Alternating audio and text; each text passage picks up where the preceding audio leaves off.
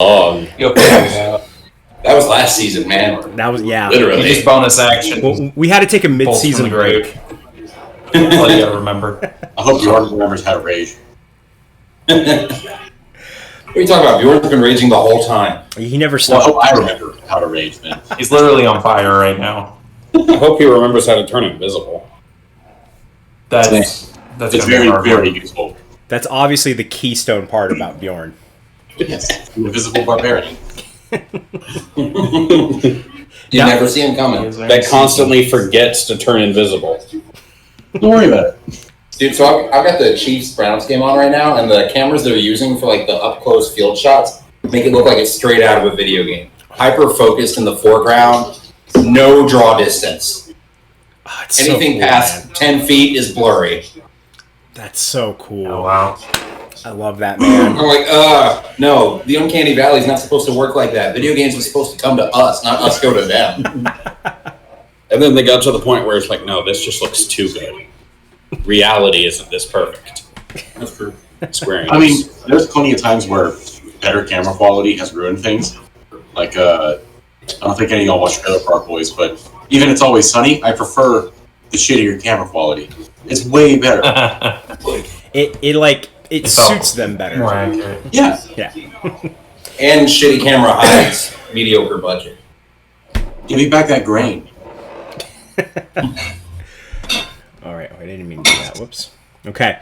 All right, guys. Well, the last we left our intrepid adventurers, you guys went. You woke up and you went to Landgrave's Folly to see what the obelisk was talking about. But it was a trap all along. You guys recruited Oceanus, a level 3 rogue who almost died, to go along with you. And you swam down into the sunken temple to go see what was going on there. There was a huge hole in the ground, and when you looked down, another set of eyes appeared looking back at you, and it was the Kraken, thinking that you were a snack for it. You guys proceeded to fight the Kraken. Oceanus almost got taken out. Robert did some huge hits on it and promptly took it out. And you guys went back up to your boat where you met with Skofga. And no, first you met with it was Skofga, yeah. And you guys proceeded just shooting arrows and blasting it with whatever you can, all while Cooler Robert was water skiing behind the boat, which was honestly one of the coolest parts. You start. I think it started chasing after you while you guys were throwing barrages at it. You came across your ship and you came across the other obelisk who agreed to try and help you get rid of Skofga. But Skofga was able to escape and head towards the island of Tempo Mau. And you guys proceeded you were on the big ship going back to Mystic Beach to prepare to go to this island. Yep. And that is where we are at. We need a nap. I already took one. Yeah. So you guys want to do a short rest or a long rest? Either one is fine. Long. I already long rested, so we gotta do that. I mean, isn't it going to take us hours to get there anyways? It's going to take Yeah, but you... it wasn't going to take 8, he said. Wait, how much time did you say? I didn't catch that. You said it wasn't going to take 8 hours to get there. Yeah. Did I say it was shorter or longer than 8 hours? You said it was shorter. Okay, yeah, that's what I thought. Yeah, it'll take you maybe 6 hours by ship. So if you wake up early, you can probably get there by the afternoon. Works for me. We can have Kraken for dinner. I mean, yeah. Okay, so let's pick up right there. You guys are headed back to land while Cooler is hauling this Kraken. Or do you bring the Kraken up onto the boat? No, because I'm still skiing with it. Okay. Just curious. All right, you guys dock at the familiar dock right there in Saltmarsh. Let me move you guys over there. And I'd say you guys got there around the afternoon, so it's maybe 1 o'clock or so. You guys do have time to kill. So you guys can do some stuff on your own, or you can, or you can. We can fast forward if you want. I don't care. I mean, the only thing we would really do is help the dude who helped us boast about the epic fight with the Kraken. Oceanus, yeah. So Oceanus, he hops onto the big boat. He feels a little safer there. And he needs some help. Like, I don't know how much HP I put him at, but he was down to single digits, and he only had like 30 to start with. So he was just not good. I let him wear the alchemist ring and give him 2 basic ass health potions. Okay. He chugs them like it's a Monster Energy drink. Thank you. I needed this. And I dealt the killing blow, right? Definitely. That's the story. Whew. That means I can up my prices to defend other ships. I appreciate it, friends. If you don't mind, I'd like to have a little bit of the Kraken to see if I can make something with it. Oh, be my guest. You can take all of it. The story is all that I require. That's cool. Not getting a good sailor. I mean, Well, I know a couple people that would be down to buy some tentacles. between Anne's ownership of this shipping business and Robert's family connections with shipping business, we could probably find people who would be really interested in taking part of Kraken. I just want like a tentacle so I can make some food. There you go. Takoyaki. I was thinking, yeah. Make some takoyaki. I know fried. It's fried. It's fried. It's fried. It's octopus and little fried balls of dough. That sounds pretty good. Okay. Sounds good. So, Pie, you get some tentacles. Do you guys want to harvest anything from this Kraken? What? Yeah. I mean, If there's anything we can harvest. I'll be honest, I wasn't really prepared for this, but like you took the body with you, so let's fucking roll with it. I mean, shit. Any good fisherman needs a trophy. Yeah. And we've just have a habit of harvesting anything big recently. Yeah. I mean, and you can put this outside of the warehouse, and cast like a stone skin spell on it, so it like solidifies forever or something. Yeah, definitely. Or you could the plan. You could take parts of it and actually mount it on the prow of a ship to be a figurehead. Cool, dude. Do we have our own ship yet? You don't. No, we're using Monty's right now.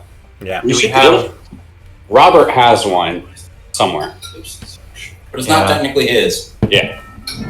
I have a dock. We'll store it in the warehouse for now, and then we can mount it later. Okay. So you guys But, leave it over there.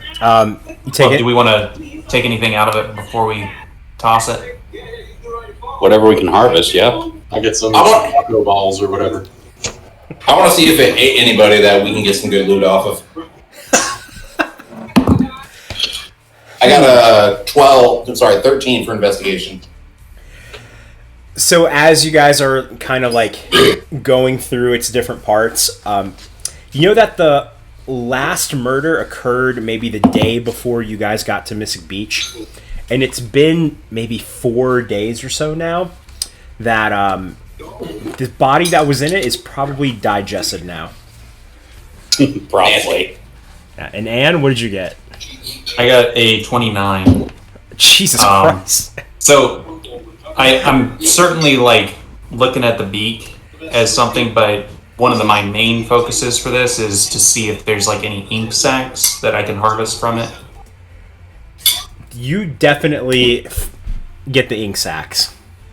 Okay, cool. Okay. My goal with this, my idea, is I will sell this to like really rich nobles, and they can use it as the ink for their contracts. Oh, okay. I like You that. know, imagine how much weight a contract would have if it was signed with Kraken ink. It would be also physically tell heavy them that too. it has mystical binding properties. That if someone signs in Kraken ink, they're truly magically bound to the contract and just be like a snake oil salesman. Yeah. If they break the contract, they'll die. A Kraken will come drown them in their sleep. I got a 17. And what are you looking for? I'm doing Arcana to see if there's anything magically left over in the corpse. The corpse that Because was... Krakens can cast magic. Like, they have some spells. Like, just a basic Axis Kraken can cast Lightning Storm. Yeah.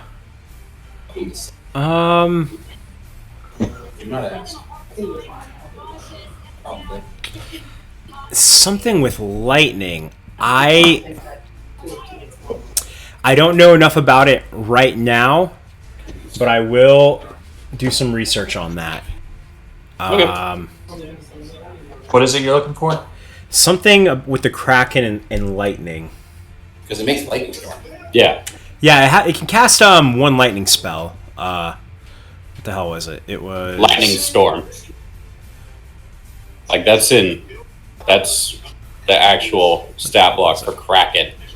Oh, lightning strike. Well- Yeah. Well, this is a juvenile Kraken. Yeah. But it's still the same spell. It's still Yeah. Zapdos. Yeah. Still zappy.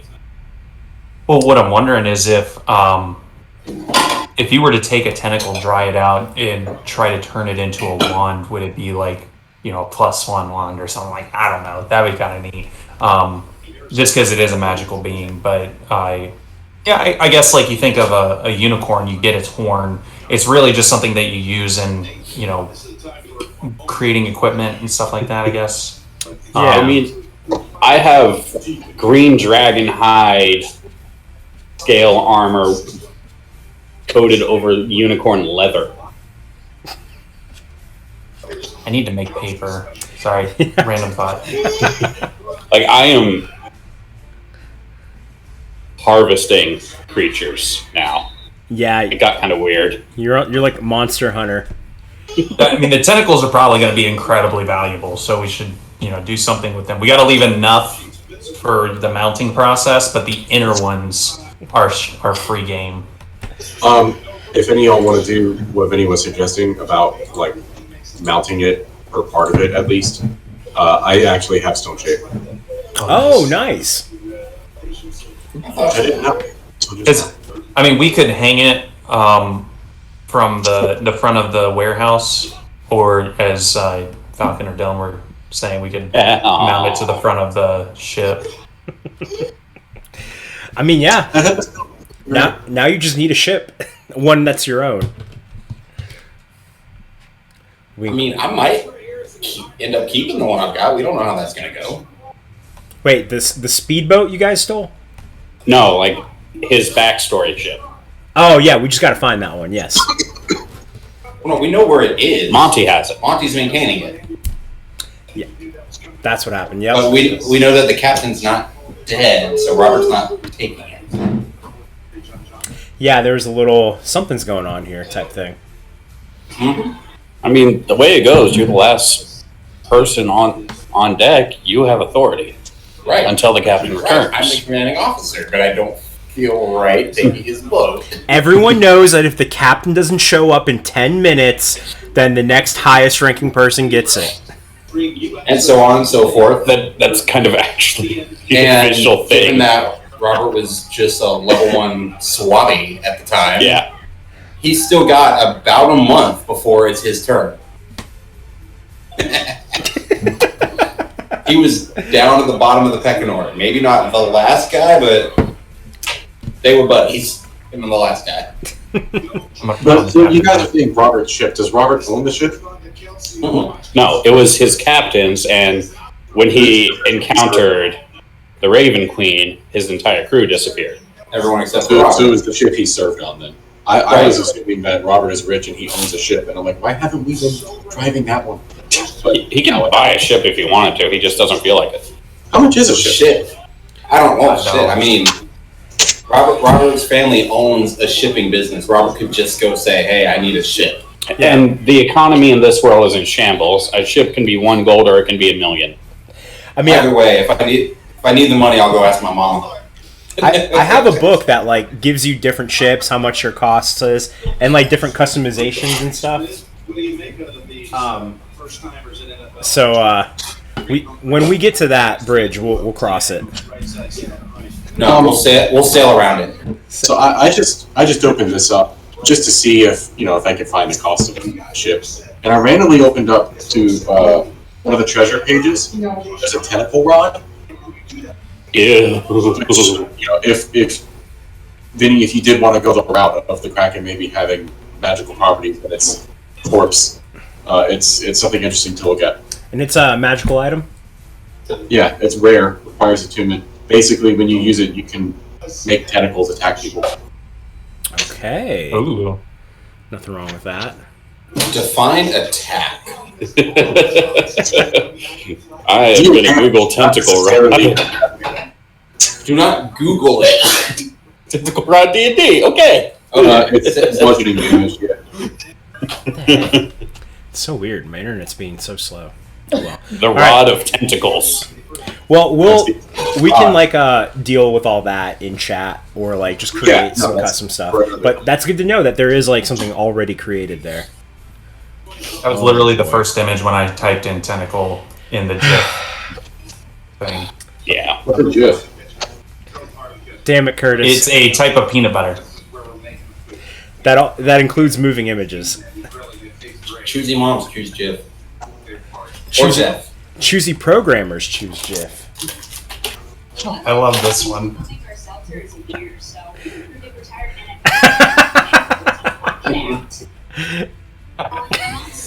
Well, this has been thoroughly derailed.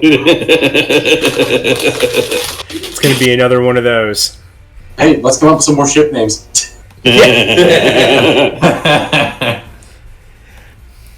Okay. Yeah, so you guys come back. Everyone is excited. You got rid of the Kraken. But one thing that's still kind of sticking around is there's that little shimmering field just miles in the distance. So you have gotten rid of what was attacking the ships. And the ships can probably now safely go around this field when coming down to Mystic Beach, and vice versa. But the field is still a weird anomaly that's there. And in order to test this, Robert, your mom, who has been like holding on to some ships because for safety issue, she sends 2 ships out to kind of test the water, and we'll see what happens with them. Okay. And hopefully nobody dies a grisly, horrible, tentacly death. Yes. All right. And you guys go back to Robert's. You guys chill there for a while. You're able to have a long rest and then wake up in the morning. And you're now ready to head to Tempo Mount. 10,000 gold for a sailing ship. Found it. You found it? What type of sailing ship? God damn it. It's specifically called a sailing ship. There's also a warship, a rowboat, which I didn't think we wanted, a longship, a keelboat, which I didn't think we wanted, and a galley. All the good ones are 10K or more. The galley is the fastest, and it's $30,000. That sounds right. Yeah.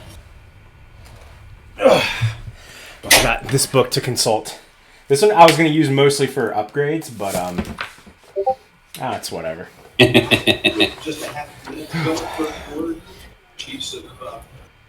All right. Robbie, for the ink, I think you're able to harvest like a good bit because I mean it's a Kraken, so its ink sac is probably huge. Okay. In terms of like a container, I don't know what, like a gallon, A barrel. a barrel, A pocket dimension. a pocket I'll, dimension's worth. I'll get with you before we hammer out the exact amount because you could potentially break the economy even further Okay. with this, just considering how much ink is worth. So I will talk to you, and we will figure out what is reasonable. That sounds good to me. Okay. All right, let's... Whoa. Let me... Okay, here we go. Part 1. All right, so you guys start making your way back towards the docks in the morning. And it's not like super... How early do you guys want it to be? 6 a.m. We had breakfast Is the aboleth waiting for us? there. It will meet us there. It will meet us there. Okay. All I know is 6:30 that we because will we be ate there. our toaster strudels, so it took about 30 minutes to eat the toaster strudels. I just like held his hands out and heated metal with them. Wait, does Pi know heat metal? Yeah. Yes. Yeah. Oh, It's always prepared, actually. As a Forge Cleric, he can't unprepare it. nice. So he's used that a lot. Yeah. Like, you had to roll to see if my arrows stuck in target so he could cast heat metal on them. Yeah, That's right. It's been a while. Paper Dragon. Good times. I don't use it as often as I once did. You have stronger It's not as spells. useful as it used to be. We're more powerful than that. Yeah. Also, I watched a video on how to actually heal in D&D and the way to approach it, which is very different than any other game on Earth. So I might be a little better at that. Was it from the Dungeon Dudes? Yep. Yeah, they're good, man. Their stuff is so good. I mean, it can't be as bad as your first outing as a cleric. That was a bad time for Robert. Well, that's why he's also a paladin. He's fine. Yeah. He didn't have lay on hands. I don't know if you had armor proficiency. I was a level 1 paladin and a level 2 warlock. Oh, that's what it was. Okay. He didn't have anything yet because he thought level 3 cleric. I thought He's the got cleric it. had healing spells. I thought I had it too. It's okay. It's not as bad. Water under the bridge. Yeah, we're good now. So you guys Anyways. make your way to over to the Wrong docks. chat. And so what time was it? Like 8 o'clock? Is that the time you guys want to say? Sure. Yeah, that's fine. 8, 7:30, somewhere in that. It's morning, but it's not late morning, but it's not butt cracking dawn. Yeah, gotcha. All right. And you see your ship there. It's docked and ready to go. As soon as you approach your ship, you see Beryl. He greets you guys and he lets down the little walkway so you guys can walk up to it. And he says, "Hey, did you guys see anything weird this morning over the water?" I don't agree. Well, what do you mean? Well, I just woke up and I still had the eye crusties in my eyes, so it wasn't, my best vision. But I could have sworn I saw a guy in a red robe just flying over the ocean. And then I got the eye crusties out of my eyes, and then he was gone. Yeah, you must have been seeing stuff. I mean, And we're going to do a quick huddle and motherfucker. I know people fly and stuff, but I don't know. It just looked Also- a little weird. Why does Beryl sound like Monty again? Yeah. They're all supposed to be kind of anxious. God damn it! I did the wrong barrel. My bad. Yeah, you did. Don't worry about it. Yeah, I got the eye crusties out, and it was weird, and I didn't know what it was, so I figured I should ask. Well, come on in, sirs. We went too far in the other direction. It's okay. It's Well, fine. It's fine. the ship is in tip-top shape. Good thing Monty gave us the money to repair it. The ship's ready to go whenever you guys are. I'm good. Y'all good? In my wetsuit, I'm ready to go. Were we going to recruit someone for the obelisk fight too? Fuck you. We have an obelisk. Yeah, we have an aboleth with us. I feel like that's more use than a boffin, basically. Many boffins died. We're up one aboleth and he's down one kraken. So That's fair. Yeah. Like, we may be going to his lair, but the field has definitely tilted our way some. Yeah. Okay.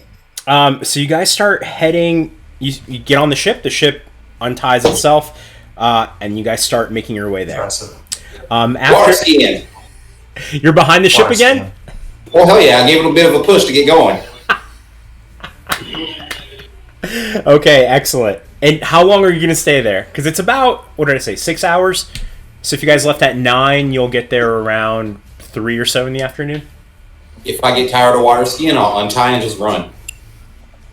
Anne's in a water tube, or an inner tube, just In a tied to water the back of it. tube. And By the way, hanging behind. Are we? Do we want to like actually kill this thing, or are we okay with displacing it? The aboleth we're working with wants to kill the thing, Never mind. and we want that aboleth to not suffer too much damage, so it doesn't want to stick around to recover and threaten the people here. We want all aboleths gone as quickly as possible. Well, you know, one was trying to, like, kill people. The other one is trying to kill the other one. Right, so if we kill the one, the other one will leave. Hopefully. Well, I mean, That's why I was asking. I can banish it. But one was trying to pull a fast one because it had ulterior motives. The other one has already told us what it's here for. Yeah.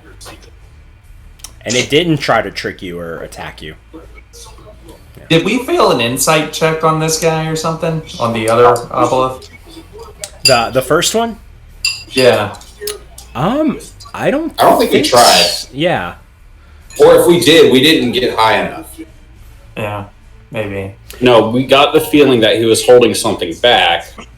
Like, he But spoke in, like, we didn't- half-truths, you know? Yeah, but we didn't have anything to actually go. Nothing he said was technically a lie, Yeah, I mean, but there was something he wasn't telling us. Obeliths were coming to get him. He did think that the Kraken was a progeny of Therisden. So, I mean, he just didn't say, like, oh yeah, I'm gonna feed you to it so you can get off my case. He said we could be of use to him, which, well, yeah, food is useful. Yeah. Okay. Yeah, Anne's just chilling in the back on the inner tube. Yep. Whereas this new one, he's like, look, you help me kill this fucker and we're good. All right. And aboleths are lawful. Evil, but lawful. Okay, so let's see. After about 5 hours of sailing, the island is pretty close. You're going to be there pretty soon. So I imagine that Robert and Anne are behind the ship, correct? Yep. Yep. All right, Zardar and Pi, where are you guys at on the ship? I just need to know if you're on the top or not. if we're getting near it, I'll be above deck for sure. Yeah. Okay, then Pi and Robert, give me a perception check. You mean Zardar? Yes, I'm Zardar and Pi, my bad. Perception. Oh, I have that. And Anne and Robert, if you want to give me one, it would just be with disadvantage, but you don't have to give me one. I mean, I can just run to the side of the ship. I I got, probably would if I wasn't skiing. I got a 17. And I've been pantomiming running for about a minute now, so I'm going to assume I'm running. 14. 14? Okay, that's enough. All right, so Pi and Zardar, as you guys are like staring over the bow of the ship, seeing it, like, all right, we're almost there. Excuse me. Something starts to change. Like, it's a bright, sunny day. Just these clouds just appear and darken up the sky. You see that one of those fields appear right in front of you.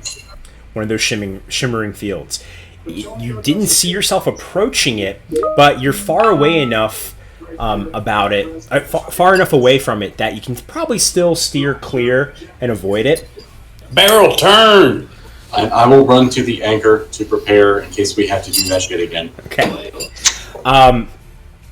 Before, as you say that, you see out from the field coming towards you a flying red robe. He comes right out. Do we have cannons? You do, but they're on the side of the ships. That is a 17 to hit with my bow. Hold on, I have it pulled up over here. We're turning, right? Can we just broadside this person? A 17 will not hit. Now give me 1 sec. Now, I'm sure as this is happening, Anne and Robert, you guys are aware of this, so what do you want to do as this guy flies out and Zardar fires an arrow at him? Alright, I'm gonna grab Anne and run to the ship carrying him. I was just going to run up the rope, but that works too. Okay. Would I be good to fire off a cantrip at him? Actually, let me see Sure. if I can do that. You can catch me if I fall off the rope. Make a dex save. Acrobatics. A deck save. Yeah. Oh. Vinny, I did a. Let me remember the numbers, how numbers work. That is a 31 in acrobatics to run up the rope that is connecting me from my inner tube to the boat and back onto the boat. Okay. Yeah, I think he makes it. And I changed my mind, Vinny. You changed your mind? Before you tell me what you rolled, I want to do a different spell, because I forgot I had it. Okay. It's just Ray of Frost, because I can do it with my hammer, and it looks cool. Ray of Frost. Okay. That's a, what did I do with it? There it is. Is that the right one? Yeah. Alright, if Anne's gonna run up the rope, I'm just gonna jump up. 17. Yeah, I got it. 17 misses. That's You what just Zardar run up rolled to the earlier. side and then box jump right up on. Dude, I rolled a nat 20, so yeah, I jump up however the fuck I want. So as you guys are running up, Zardar and Pi see this guy. You've been tailing after him for such a long time now, and you immediately blast off at him. But as your blast, I'm not going to say that you guys missed. As your arrow and your blast are coming at him, he holds 2 hands up, and your arrow and your blast just redirect. And as the wind kind of picks up, the sleeve on his red robe flows, and you can see the green skin underneath it. And this is the one you're looking for. You're still steering away from this field. When out from this field, you didn't see this coming. It's like a harpoon with a chain attached to it, strikes your ship, and then it starts pulling you in. How do you react? I use my seeking arrow on the red rope, so What else on fire? I hit the red rope, but he has to make a dex save of 10. Actually, wait, is the harpoon itself metal or is it made out of wood? It's metal. Like, I tried to dislodge the entire thing, or just the head and the chain? I mean, I imagine the chain is metal, and like the big pointy part that sticks in is also metal. Yeah. Yeah. I didn't think there would It's be fine any if we wood in catch it. on fire.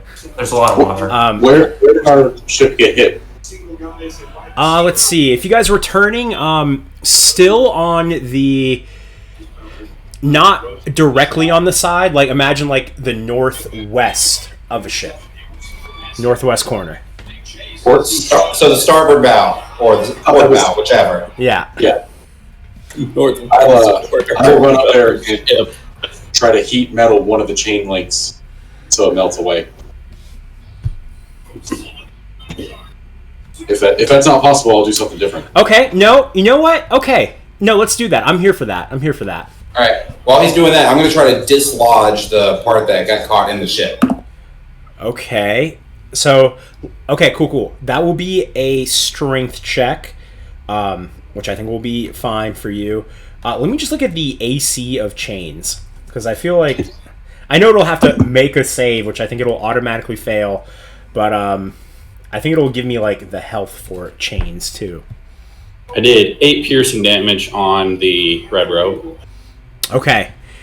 He like tries to redirect it again and is unable to, and he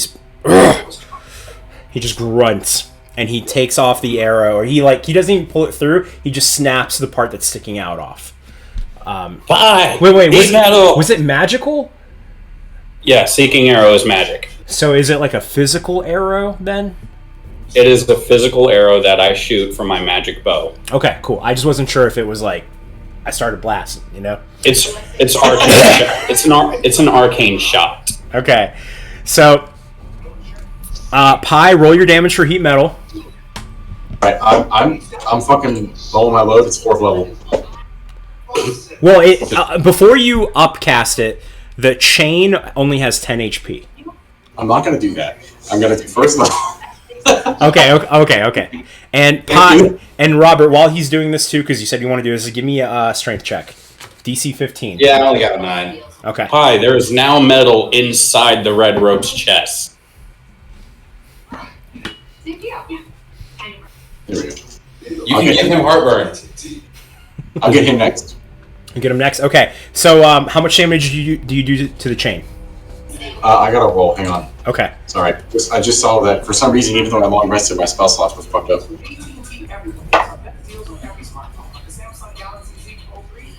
11. 11? Okay. Excellent. You snap off one of the links to the chains, and it just falls down into the water limp. And now that the red robe is upset that you've kind of done this, he's going to stick his arms out, and he's going to take, like in that GIF you shared of Doctor Strange throwing the thing, he does the same thing. Instead of pulling you guys into the field, he throws the field into you. And you guys are... I can't wait till we get able to do that. Right? Can I try one thing? Sure. Where is it? Let me read the description real quick. Oh, it's a creature. Never mind. Okay. So this is the map that you guys are currently at. Okay? As when he throws the field at you, it's like whatever was behind it moved with it. So you are now side beside another ship. The sunny skies and the calm water that you guys were just in abruptly changes. The sky is a dark gray and the water is a murky black.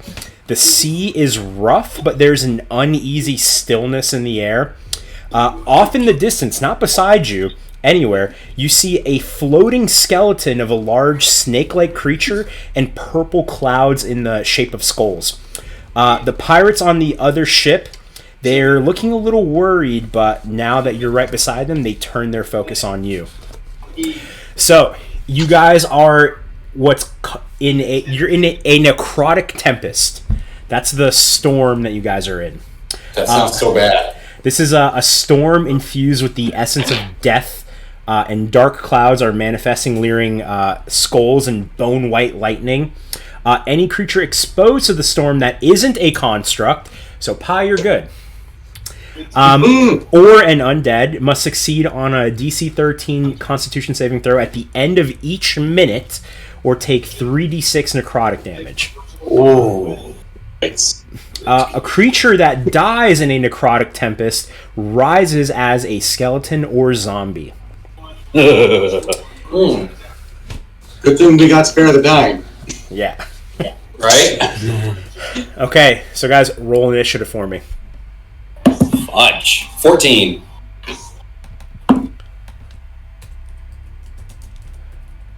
Okay. What's the rule for coffee? 6. 4 for it. I'm sorry, I didn't catch all that. The coffee. What's the rule for that again? Roll a d4 to see how many of you guys were able to get sips. Okay. Well, I did roll a 4 on the d4. If you want me to roll again, that's fine. But I did honestly roll a 4. But I'll re-roll if you want. Believe you, given that we haven't had many 4s on that lately anyway. Yeah, that's right? fine. That's fine. It's a rule I made up. I gotta live by it. Well, I thought we changed the rules. So that's why I asked. But that's the rule we had. So I thought we changed. Was it a plus or was it advantage? It was advantage. Okay. Okay. So I got 16. I still got 14. All right, what did you get, Anna? 23? I'm sorry, a 23 was supposed to sound higher. I'm muted. There we go. 26. 26. That sounds right. Well, I had advantage, so I rolled a 19 plus 7. 1, 2, 3. And Pi, you're the last one. 7, 8. Well, How many can I drag into the dark with me? What did you get, Pi? 12. Shit. 12. Okay. Yeah, does the ship have like a fancy feather? Like, is that what that is? Yeah, Yeah. it's got a fancy little feather. I love it. The ship looks badass. Yeah. All right, so Anne, you are first. There is nothing connecting your ships yet. If you want to use a cannon, okay, you can use a cannon. The cannon gets a +5 to hit, and it does 1d12 of bludgeoning damage. Okay. No, it's the heat metal cannonball. Where's the red rose? You guys, okay, yeah, I don't have a token for him. He is off in the air. He's like maybe 60 feet up in the air. I'm gonna say that he's about right there. Let me draw a little X where he would be. Can I start back 5 feet? Yes, and guys, if you want to move your starting position, that's fine too. Okay, and I want to be right here. Okay. Because that way I can move up 10 feet and make that jump. Okay. I'm guessing we want to.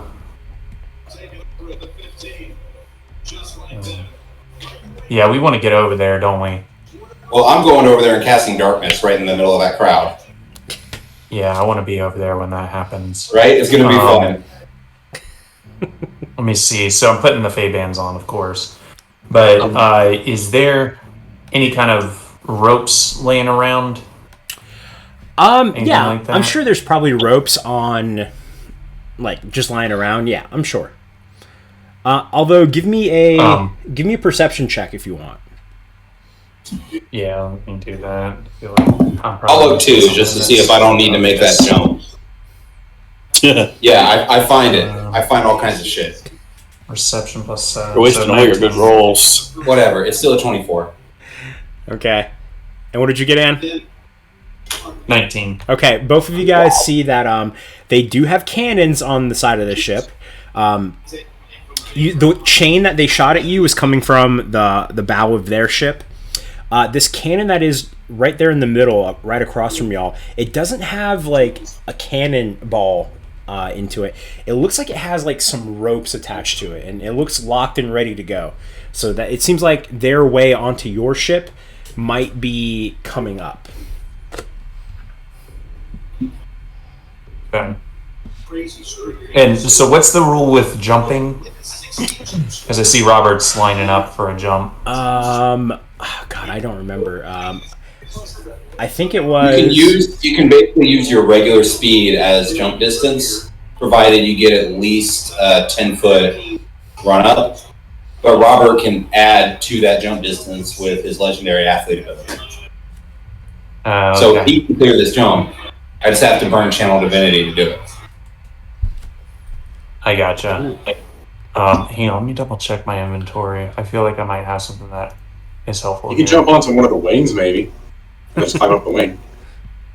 It's only 10 feet away. Oh yeah, one of those little wings hanging off. Oh yeah, if they're sticking out to the side, Robert could just straight up make that jump, no problem. Yeah, in that case, In that case, I'm gonna go here. just for the sake of being able to like use a majority of my movement, I'm gonna say I'm like over here. Okay. Well, I say that's the front of the ship anyway. Robert would have gone up there. Yeah, that's fine. You can. Yeah, So your starting position can be anywhere you want it to be. All right, cool. Can it be? Let me. In 3 minutes and 6 seconds. So that would be my jump to get on there, and then I don't know if I need to make any kind of dexterity saves once I'm on, but I can probably get to like right there. I'll say it's like a very low DC, a DC 10 dex save, because it's not like stable ground. It's like loose wing skin. Okay, cool. So I get there. Do I need to make the save now? Yeah, make the save now. And Or- fuck it. I'll just start over here because other shit's gonna happen before my turn anyway. That's plenty. That's a 26. So I'm gonna go ahead and move where I plan to get in here. Okay. Actually, I'm gonna be like right here. Okay. Standing on some boxes or something. So that way I'm not surrounded. And then I don't get sneak attack right now, but I'll go ahead and do some damage. On that sailor there? What would I like to do? Yeah, I'm going to attack him. Actually, no. I'm going to cast Gust of Wind. And let me create that square real quick. And actually, yeah, casting Gust of Wind. That's going to be 10 by 60. So 5, 10, 15, 20, 40, 60.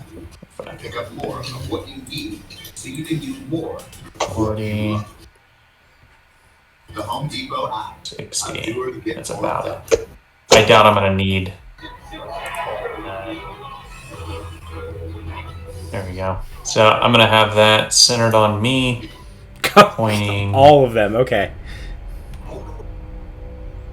I want it to like be a little bit pointing that way, but yeah, all of them are going to be caught within it, and bonus action just like jab this guy right in front of me. Okay. For, like D4. So let's see. That is what is my plus? Does a 17 hit? And that guy is a sailor. Yes, a 17 hits. Okay. So that is this and this. So that's 8 piercing damage and 9 lightning damage. Ouch. Okay. Okay, he's bloodied. He's bloodied for sure. Oh, wow. All right. Okay. All right, next up is going to be the sailors. Remind me what they have to do at the start of their turn, Robbie? Strength saving throw. Let me double check the DC for you real quick. But they'll each need to make one, or you can just roll as a group. It's DC 13. 13, okay. Otherwise, they're pushed back 15 feet as far as they can possibly be pushed. Okay, so it's a strength save. Okay, the one that you just attacked... Shit, where'd he go? He made a 13. The one that is directly south of you, he made a 14. Wow. Nice. This one, there's one, the one right there. That's a nat 17. And the one that's further south, okay, that's a 9.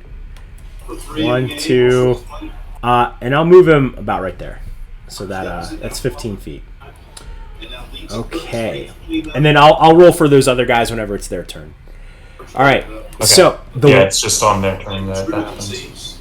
All right. First things first. This one here, he's gonna move down and he's gonna fire off what was in that cannon right over to your ship, and as he shoots, a bridge appears. Yes! Come to me, bitches! This one that you attacked Anne. Remember, I'm in my element. Yeah. The one that attacked Anne, he's holding a belaying pin in one hand and a dirk in the other. Oof, so, he's a jerk. With the belaying pin, that's going to be a 14, which will not hit. With the dirk, it will be a 22. Yeah, 22. Okay. Shield.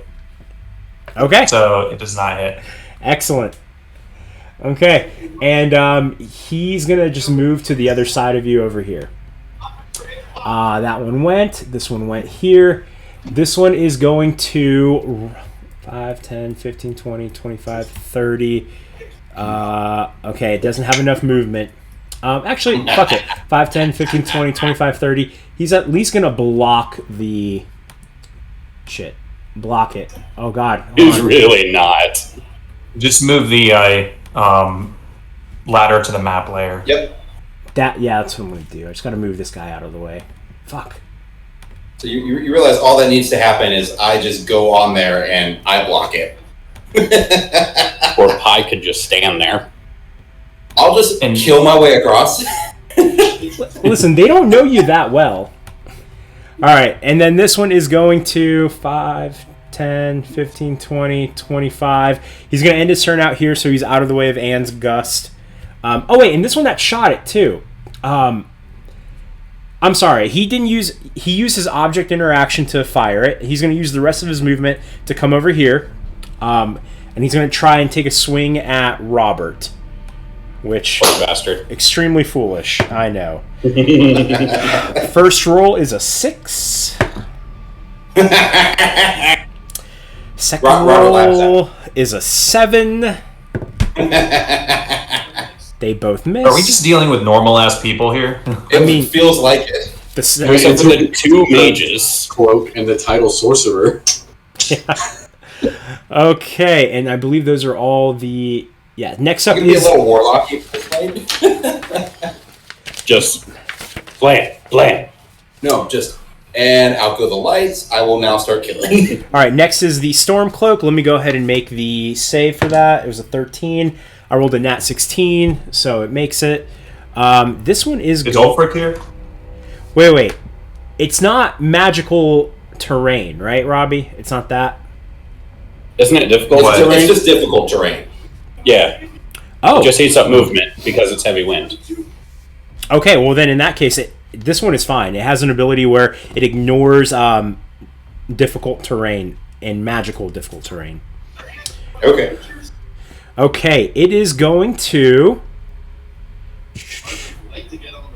Well, it would still be pushed back, though, right? That's No. the effect of...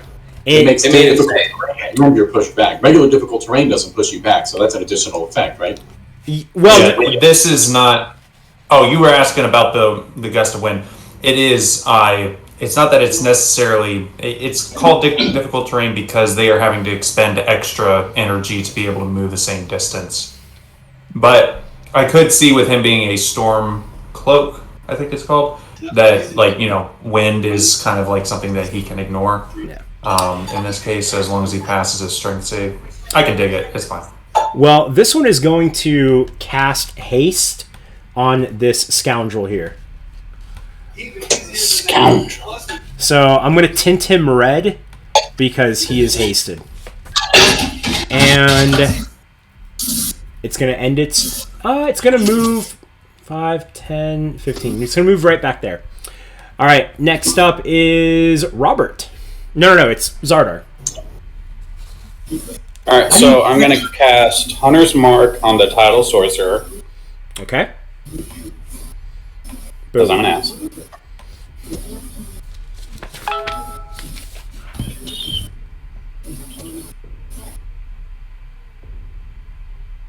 Does a 19 hit?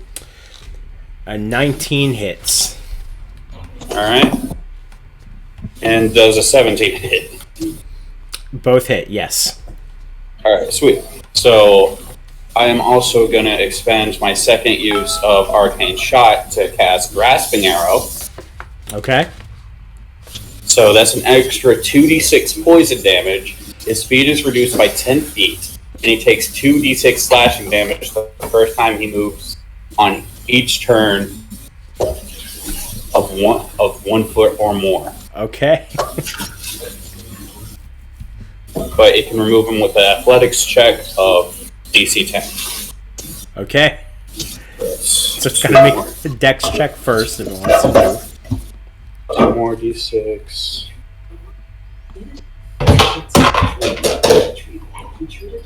Eight.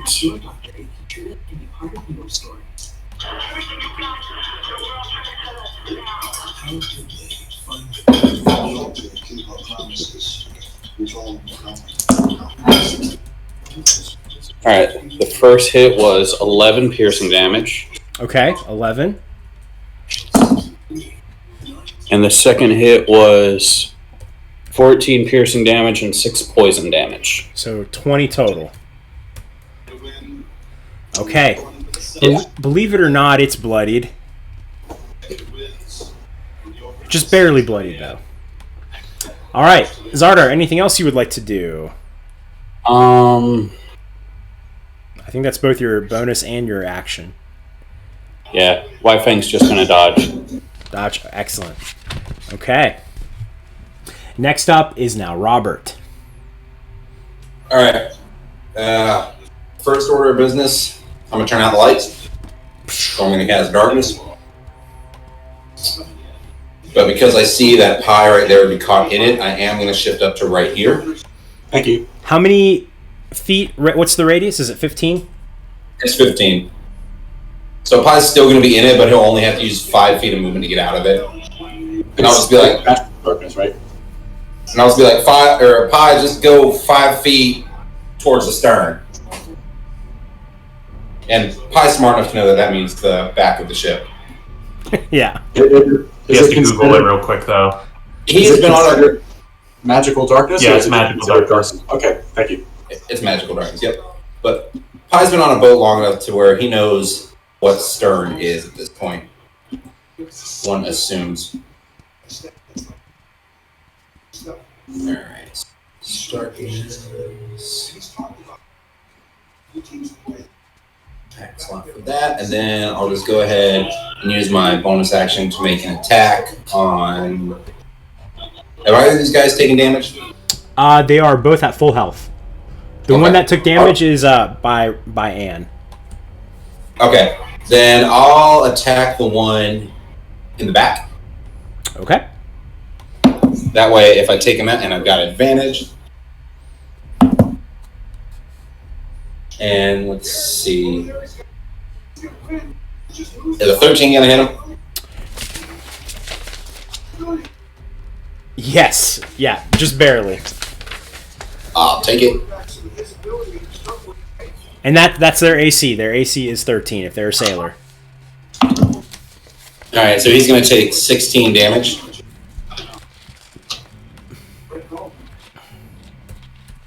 And 16? then I'll just end my turn right there. Excellent. And as soon as one of them tries to get out of my reach, I'm gonna cut him ass down. Nice. All right, next up is the Title Sorcerer over here. Okay. Whew. Okay, the Title Sorcerer, you guys hit it pretty good. It is going to start off by casting Mirror Image. Double team. Shadow clone. Yes. Sexy jutsu. And that is all that it can cast. Yep, that's all it can do. And I think it'll remain there. I don't think it's going to move. That's not much of a sorcerer. No. Actually, no. It's going to use 2 of its sorcery points to... this is from this book here. So it has different things that it can do with its sorcery points. It's going to use Flood Tide to regain some health. Yeah. Okay. And that'll be Pie's turn. Pie doesn't like that. Pie is going to summon a charge from his hammer, go like this, and from behind the other ship would be a big ass fucking wave that comes crashing down on a 10 by 30 foot area, which if I can turn it at an angle, will hit every single mirror image there, and they all have to make dex saves. Okay. Hey, all right. Okay. So tell me what happens. What save do I need to make? A dex save. And does it take damage? That too, yeah.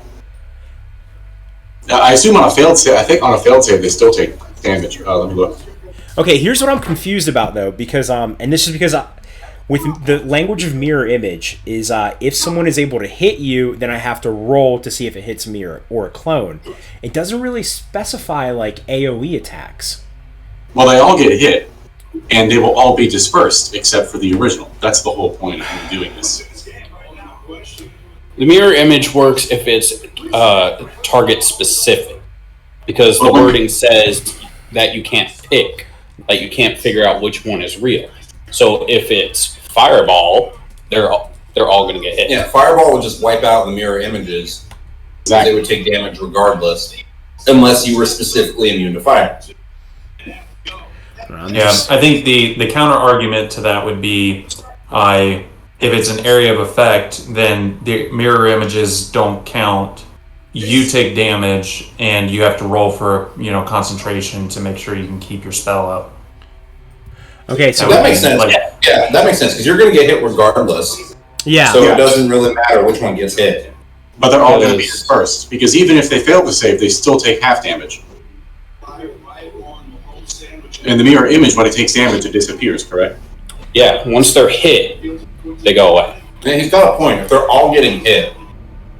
So here's what the guy that wrote the rules for D&D said. He says, in this case, you can get hit, but your duplicates don't, so they aren't dispelled since, quotes, a duplicate can be destroyed only by an attack that hits you. It ignores all other damage and effects. They are immune in this instance.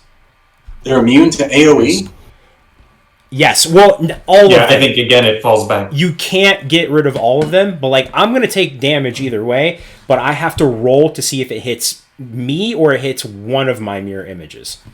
So if 4 people with swords each attacked one of them individually, they're all 4 taking separate. It may be one spell. Well, I have to roll taking damage separately. I would have to roll every single time to see if it hits me or if it hits one of my clones. If it hits one of my clones, and I think this is a quirk of how we visualize mirror image, because in actuality, the way it's working is you're looking at a single person in a 5x5 space, and they are blurry.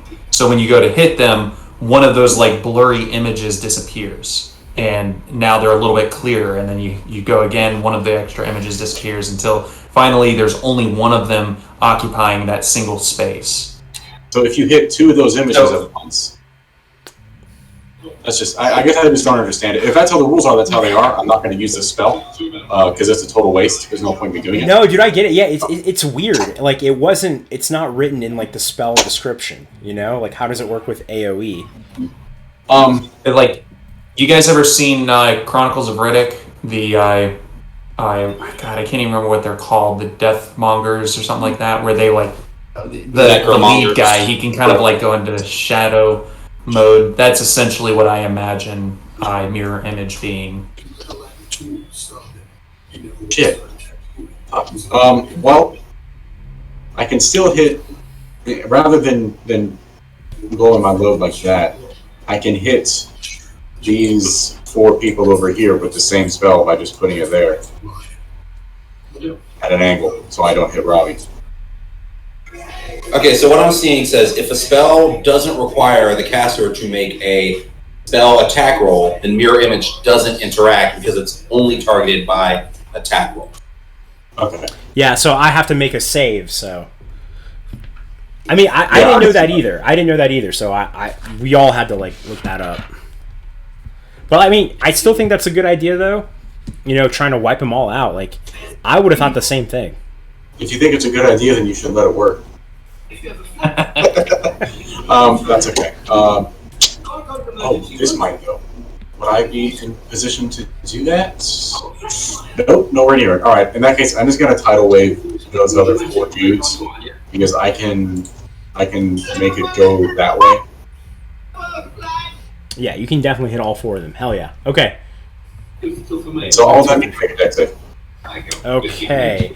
So the Storm Cloak dex save, that is a dirty 20. The Sailor... The target is 16. Okay, gotcha. The Sailor fails. The Scoundrel up top fails. The Scoundrel down below, I believe with haste he gets advantage on dex saves, right? Maybe. I don't know the rules for haste. I think it It is. makes sense. I rolled a 15 with advantage. Doesn't do it. Cool. I'll look it up. I'm going to get haste in the level anyway. So I roll 4d8. Advantage on dex, yeah. The Storm Cloak will take half this, but... Cool. Ooh, first one's an 8. Oh boy. 11. Wow, that's a flat 20 damage. Nice. Okay, so Stormcloak will take half. The Storm Cloak seems unbothered by it, like water splashes on it, and it's like, this is nothing to me. The Sailor down here is going to take 20. Is this bludgeoning damage, by the way? I believe it. Yeah. It's wet damage. How do I erase? I think you got to like select and then hit backspace or delete. You don't. You live with your mistakes like a man. What you can do is you can select it and then go to the color option, I think, and change the color to not exist. That's the fun part. You don't. Wait, and I did the what was the DC? Was it 16, Curtis? 16 decks. Yeah. Ah, okay, so it also failed. Okay, my hasted boy. I can't get rid of this. So, click and drag, left click over it and drag. A color option will come up right next to it. I got select the color, and the bottom right one says transparent, and it'll go away. Cool. Or you could just click and drag it. Does the trick. Okay. Damn it. It's not Also, all sources of fire within, because it says water spreads out across the ground in all directions, extinguishing unprotected flames within 30 feet. So if there are any fuses lit on these cannons, technically they're above the ground, so I don't know if you want to say they would be put out. But I mean, if they're tall enough to hit a person, they're tall enough to hit a cannon. Yeah. Yeah. Okay. Oh, cool. Yeah, you did some fucking hurdy damage to them. All right, does that end your turn, Pie? Bonus action. Okay. Hammer?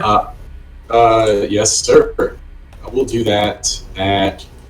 I'm not trying to roll out of damage with this, so... I think I can't higher or lower than the second level, so we'll do that. And I am within range of Mirror Bitch, so I'm just going to smack one of them. Okay. Wait, Curtis, where's your name? There it is. Okay. Alright, you can't control it, but I'm going to go ahead and move it over there. Okay. So what'd you roll to hit?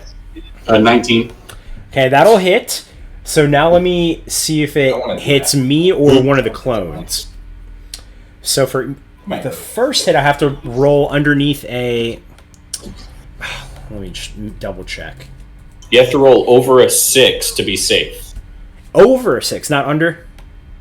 If it's under a 6, it hits you. So 6 or higher, you're safe. 6 or higher. Okay. So I rolled a nat 20. What a waste. So it hits one of my clones, and one of my clones is gone. Poof. Poof. Okay. And last but not least are the Scoundrels. Wait, does that end your turn, Pie? I didn't want to... Yes. Also, how's this still the first round of combat? It's been a good 29 minutes so far. A lot of stuff happening. Yeah. We had to Google some stuff.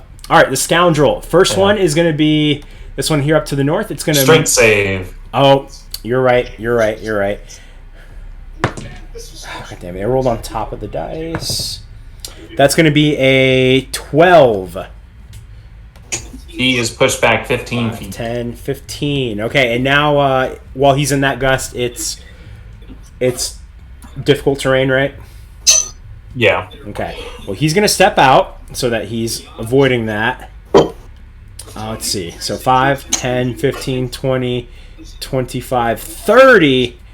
It's just barely going to get to you. All right. So, oh shit, this one has sneak attack. Get the fuck out, Robbie. Oh, fuck. Okay. All right. I'm the only one over here. Why am I the only one over here? Because Robert's taking a sweet-ass time. Now, if I go over, I take 2 opportunity attacks. Okay. So At disadvantage, though. So Robbie, this It makes would be a disadvantage trying to get over it. it's holding a god damn it. Also has uncanny dodge. Damn it. Why am I forgetting all this? Shit. All right. So Robbie, it's holding a short sword. It's gonna hit you with its first short sword. 22 to hit. Does not hit. I'm still got shield up. Oh wait. He's got a buddy right beside him. Yes. He's got a buddy. So that Yeah, you're really flanked. nat 1. So, okay. That 22 did not hit. Cool. It's going to hit you with a short sword again. So 18, that would be a 24. And 19, 25. So does a 25 hit? All right. Okay. That'll hit, yeah. So you get, that's 4d6 plus 3. I think the gamble for shield actually paid off over uncanny dodge in this case. I'm kind of glad I went with that because I would have taken a lot more hits. That's 17 piercing, Robbie. Mm. And then it's going to use its bonus action to disengage. Damn, I wish I got 2 attacks. I need to All right. take some fighter levels. Then we have the other scoundrel up here. Let me roll a strength save. Robbie, that's a 15. That's a nat 15, so that makes it, right? Yeah, that'll make it. All right, and it's still difficult terrain if I try to move up, right? I don't get to ignore it. So you'll have to either step out of the wind or just take that, minus. It's going to step out of the wind for sure. So 5, 10, 15, 20, 25, 30. It's going to move towards you. And Robbie, this one is hasted, so it gets 4 attacks. How many did it have? Did it have 3 before? 2. I rolled with advantage because it was flanked. Robbie, this first roll is a nat 20.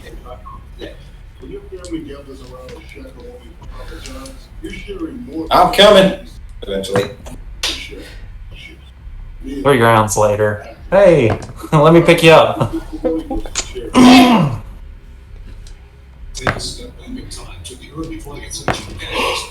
In one level, I get a +5 on all my saving throws. And so does anyone within 10 feet of me. Robbie, you take 35 piercing damage. Alright, I have 6 hit points. It's going to try and hit you again. 4 and 8 misses. Oh. And now these are its hasted attacks.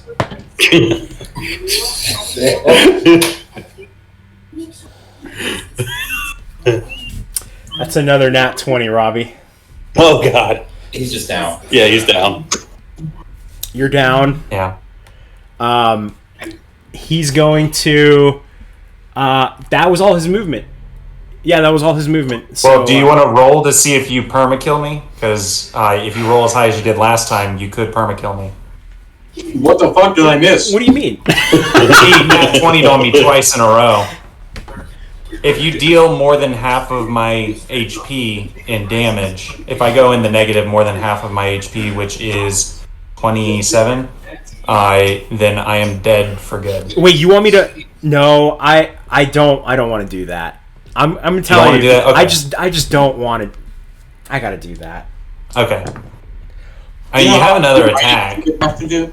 But, like, if this is all one big hit, and you had, what, 6? So I have to roll 33, all right? Yeah, I'd have to roll 33. And I rolled, so far, I'm still at 1 digit, and I rolled 4d6. Huzzah. Okay, yeah. That would have been 26 damage, which is not half, so... Yeah. So now I'm down to 0. So you're definitely down. And this one here, Robbie, if you hit someone that is down, is it 1 automatic death save or 2 automatic death saves? 1. Okay. When you go down, is your shield still up? No. He's unconscious. It's Okay. gone.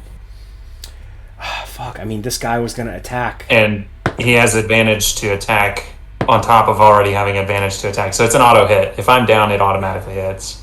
Oh, I rolled with advantage, and I got a 12 plus 6. 18. Does an 18 hit? Yeah. Okay, well, Robbie, you have 1 auto death save. Or 1 automatic How much death save. damage? I mean, I didn't even roll. This one doesn't have sneak attack. Wait a Alright. minute. I think... You only get 1 sneak attack per turn. Yeah, you're right. And I rolled the second amount. Well, you were down to 6. So regardless on me Yeah. rolling double for sneak attack, it wouldn't have mattered. Okay. So this is only 1d6 plus 3. You would take 6 damage, but like it's just one check. Yeah. Okay. All right. I'm down, boys. Coming. Oh God. Anne, you're up. All right. Death save. I've already got one failed. Let me check that off. And that's a 2, so that's 2 failures. Oh my God. It was almost a nat 1. 2 instead. Jesus So Christ. I would have been dead if that was a nat 1. Okay, it's the sailor's turn. Robbie, I'm going to move your wind away. Yeah, you This delete that. The sailor's going to ignore your dead body. Start making its... it's going to... This one has a plan. It's just going to stop right here. It's going to block this path here. The other sailors, they're in the dark. They can't see what's going on. This one is going to try and just move away from Robert. Robert, what would you like to do? I'm gonna let that one go. Okay. So it's just walking away, and it finds itself out of the light, and it sees... Out of the darkness. Out of the dark, yeah. And it finds like a big metal body, and it thinks it's something, and it's going to try and strike it. Shit. Damn it. Pie, does a 18 hit? No, sir. Yeah, I didn't think so. All right. The other one. Here's what I'm going to do, because it's on the bridge and it's dark. I'm actually going to make a dex save for it, a DC 15. If it doesn't pass the dex save, it's going to fall off the bridge. Okay? That's a nat 4. This one falls off the bridge. Whoop, it's in the water.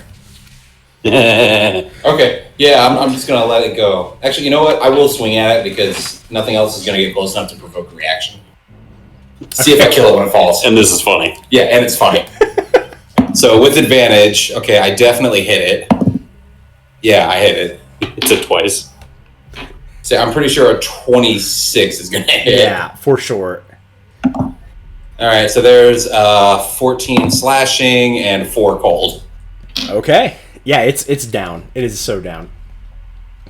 Okay. Next up, and there's one last sailor here. This sailor is gonna just come right over here. It's gonna take the dodge action. Yeah, dodge action. And next up is the Storm Cloak. The Storm Cloak is going to... where is Zardar? It notices Zardar, 5, 10, 15, 20, 25, 30. It's going to move towards the bow of their ship, and it's going to cast... Holy shit. This one knows Hunter's Mark. It's going to use a bonus action, and it's going to cast Hunter's Mark on you. Time. It's about time. I say, knowing one day something's gonna smite me. And it's going to take out its longbow and shoot at you. Zardar does a 24 hit. Yeah. Yeah, it does. Okay, you're going to take... Where the hell's the D8? There it is. Damn it. You're going to take 6 piercing damage. And that's going to be its turn. Next up is Zardar. Oh, wait, no, you also take an extra Hunter's Mark damage. An additional 4 damage. He's fine. Yeah. Yeah. This is... Alright, so... Title Sorcerer. I have it Hunter's Marked, which means... I have advantage on any wisdom checks to find it, to perceive its specific location. I think what I would do with that, whenever I roll to see if you hit me or a clone, I will roll with disadvantage. Because mirror image says it doesn't work on anything that that either can't see or can see through illusions. True sight. Oh, does it? So, yeah. Like it says true sight and whatever else. I still think that like a fair compromise would be like I roll with disadvantage, you know? Okay. Instead of like you just Now you'll compromise. I see how it is. Does a 17 hit? Storm Cloak? Or is that the Sorcerer? The Sorcerer. Yes, 17 hits. So Alright. when there are this many left, You have to roll above 8, I think. 3 duplicates, 6 or higher. With 2 duplicates, 8 or higher. Okay, so I roll with disadvantage. First roll is a 15. Second roll is a 3. Alright. Okay. You hit the actual Sorcerer. And I do 15 piercing damage. Dang. Only 15. That's it? You don't have a second attack? I do. I'm just waiting. Okay. Does he have to make a concentration save? That's a good question. It does not say that it is a concentration spell. Yeah, it's not a concentration spell. Nope. Does a 27 hit? Yes. A little bit. Okay, so under an 8. First roll is a 12. Second roll is a 7. Man, that disadvantage really did it. That is 13 piercing damage. Tell me what happens. So Zardar looks at the Storm Cloak that just shot him with the arrow. Just looks at the arrow. Looks at the Storm Cloak. Not breaking eye contact. Just lets loose 2 arrows straight at the title Sorcerer. And just pegs him right in the throat.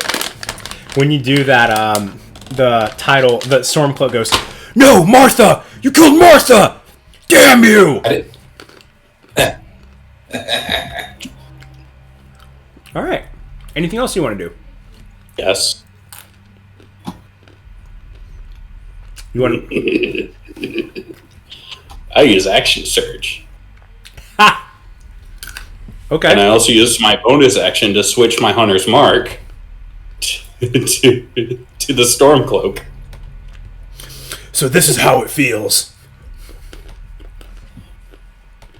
God, Martha. You don't know, like, Cure Wounds or anything? Does a 28 work? Cure Wounds is a touchy spell. Oh, yeah. 28 And does definitely a hits it. 17 hit? 17 meets it, beats it. That's 10 piercing for the first one. That's 10 piercing for the second one. I was low twice. Okay, so 20. Yes. Okay. All right, next up is Robert. Oh, I'm sorry, are you done?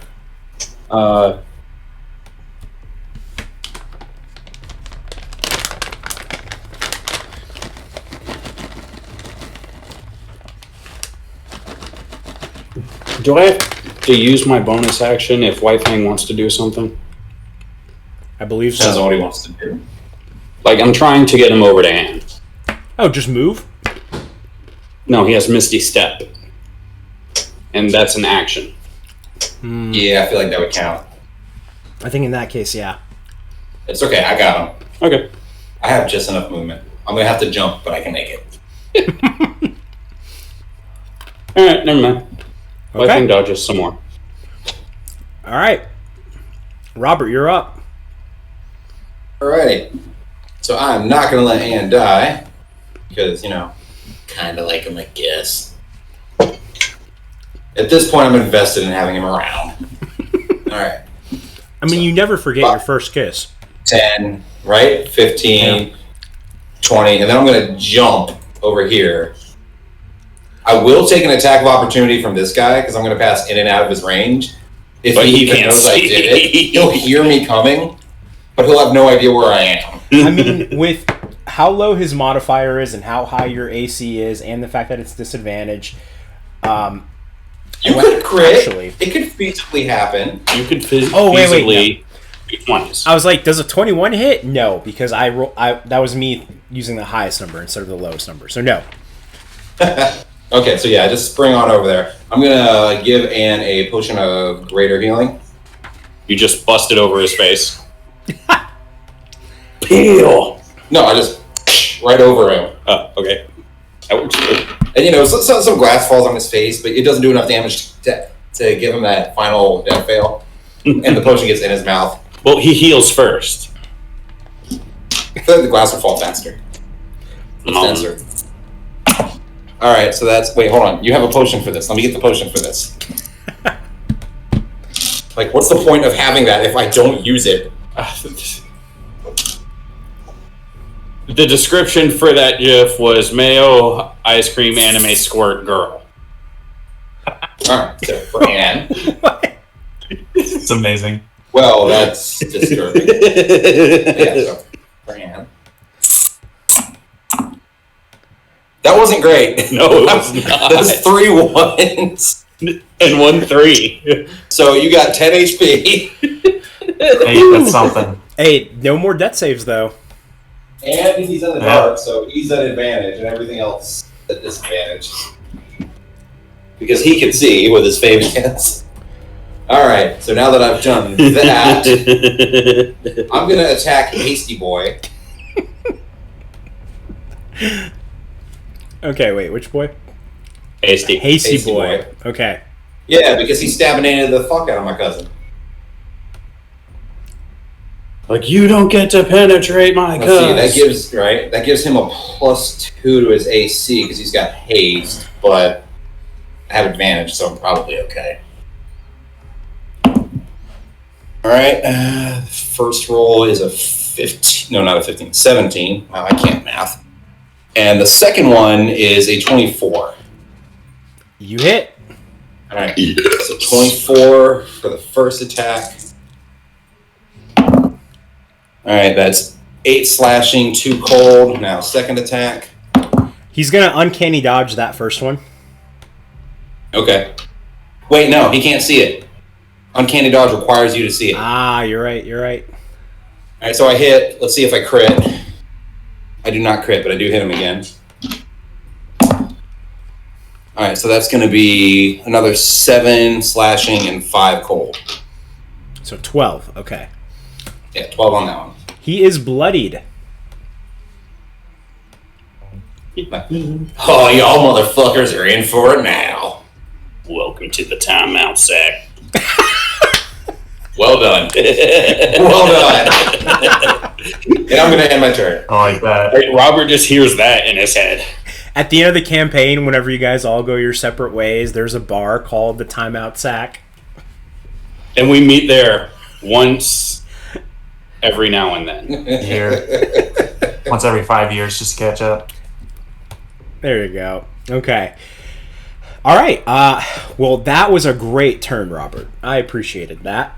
I've never been so scared of like someone actually dying. I always want to like get you guys close, but I'm like, fuck. He's like, finally, a lethal encounter that was almost lethal. This isn't Go even. figure, Yeah. go figure. This happened in a random fight that we should be just handling. Yeah. The It's always highest. walking through. The highest CR person is a CR 5.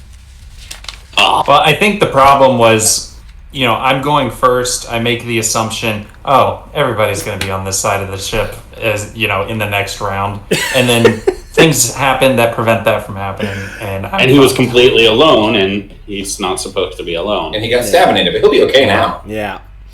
All right. So next up is a sorcerer. The number one rule of this party is Anne's not allowed to be alone. A, he's either going to die in combat, or buddy B, he's system. going to steal stuff. So. No, that just works in general. Nobody leave Ann unsupervised. All right, so next up would be the title sorcerer, but instead it's going to be Pi. After seeing everything that happened, Pi goes, better late than never, takes a staff hammer, smashes it into the ground, and everybody gets 15 points of AIDS with the AIDS spell.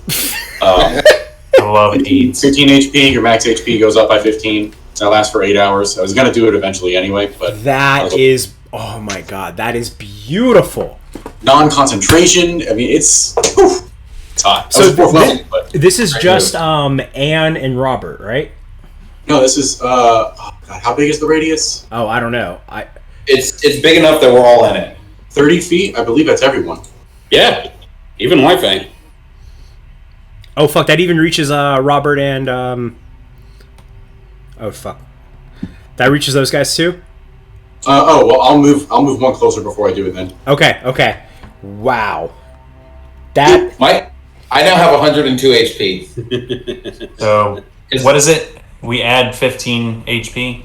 Add 15 to your max. Just 15 HP and your max increases by 15. Yeah. And how much HP do you have right now, Robbie? I currently have 25 out of, hang on, let me add 15 to my max. Out of 73. 102. Okay. In that case, I'm also going to. So beefy. Where is it? So I'm at a third. That's fine. You'll be okay. I'm going to spend a bonus action, and Robbie, a little piece of heart is going to appear above your head as you get a healing word. Aww. That's like whenever Link finds all the heart pieces. Okay. Oh, drop that. Hang on, I got to roll.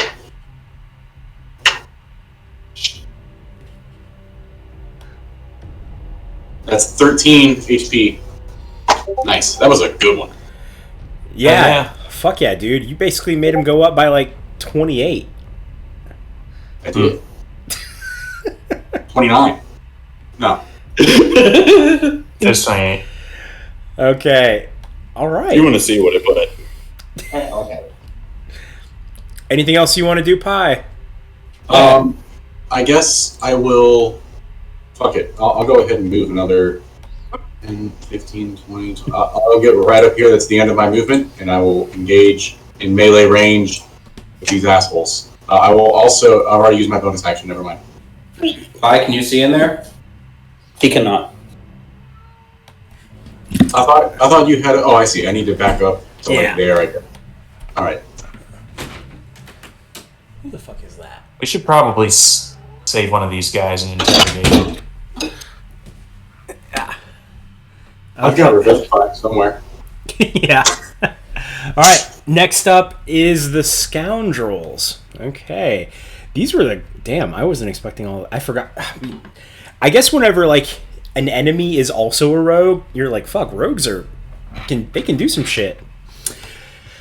Okay, so... this first Scoundrel, this one that is hasted, it's in the dark. It doesn't know what to do, so I'm going to roll a d4 to see if it goes... north, south, east, west. Doesn't haste only last for one round? No, I think it's a minute. Yeah. I thought it was a round. What, the Constitution save? A con No, save? just 8. Oh, yeah. This one, I rolled a 3, so that it's going to go south, not knowing where to go. So it will take an opportunity attack from Anne if Anne wants to use his reaction. I would like to do that. Okay.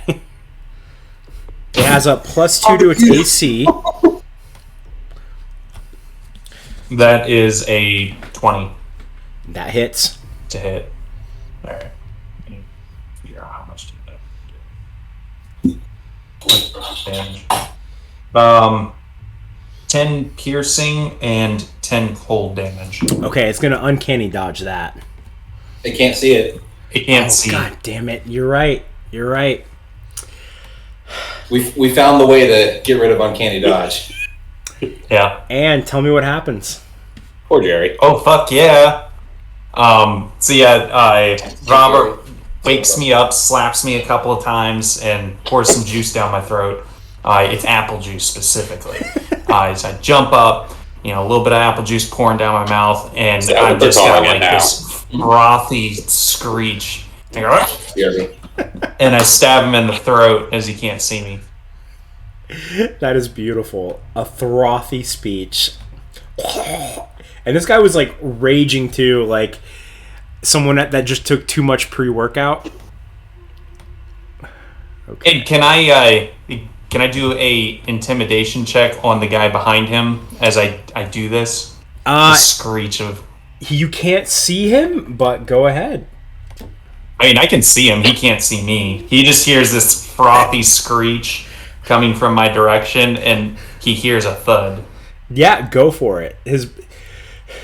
Carl? Was that you, Carl? It's not great, but it's not terrible. It's a 15. He's a little frightened. And, like, when I read the description, these guys did look a little frightened. So, he's already a little scared. Okay. That's still the Scoundrel's turn. This one's going to go away from the screech. So it's going to take 2 steps back. And it just sees this dark bubble in front of him. It's going to go towards the Storm Cloak. 5, 10, 15, 20. And then it's going to take the dodge action. Yeah. It's going to take the dodge action. Okay. He's still pretty good, right? Like, he's got pretty much all his health. No, he did take 1 hit for 20 from the tidal wave. That's right. All right. And that was a Scoundrel. Next up, we're back to the top of the order. Round 3, Anne. All right. Let's see.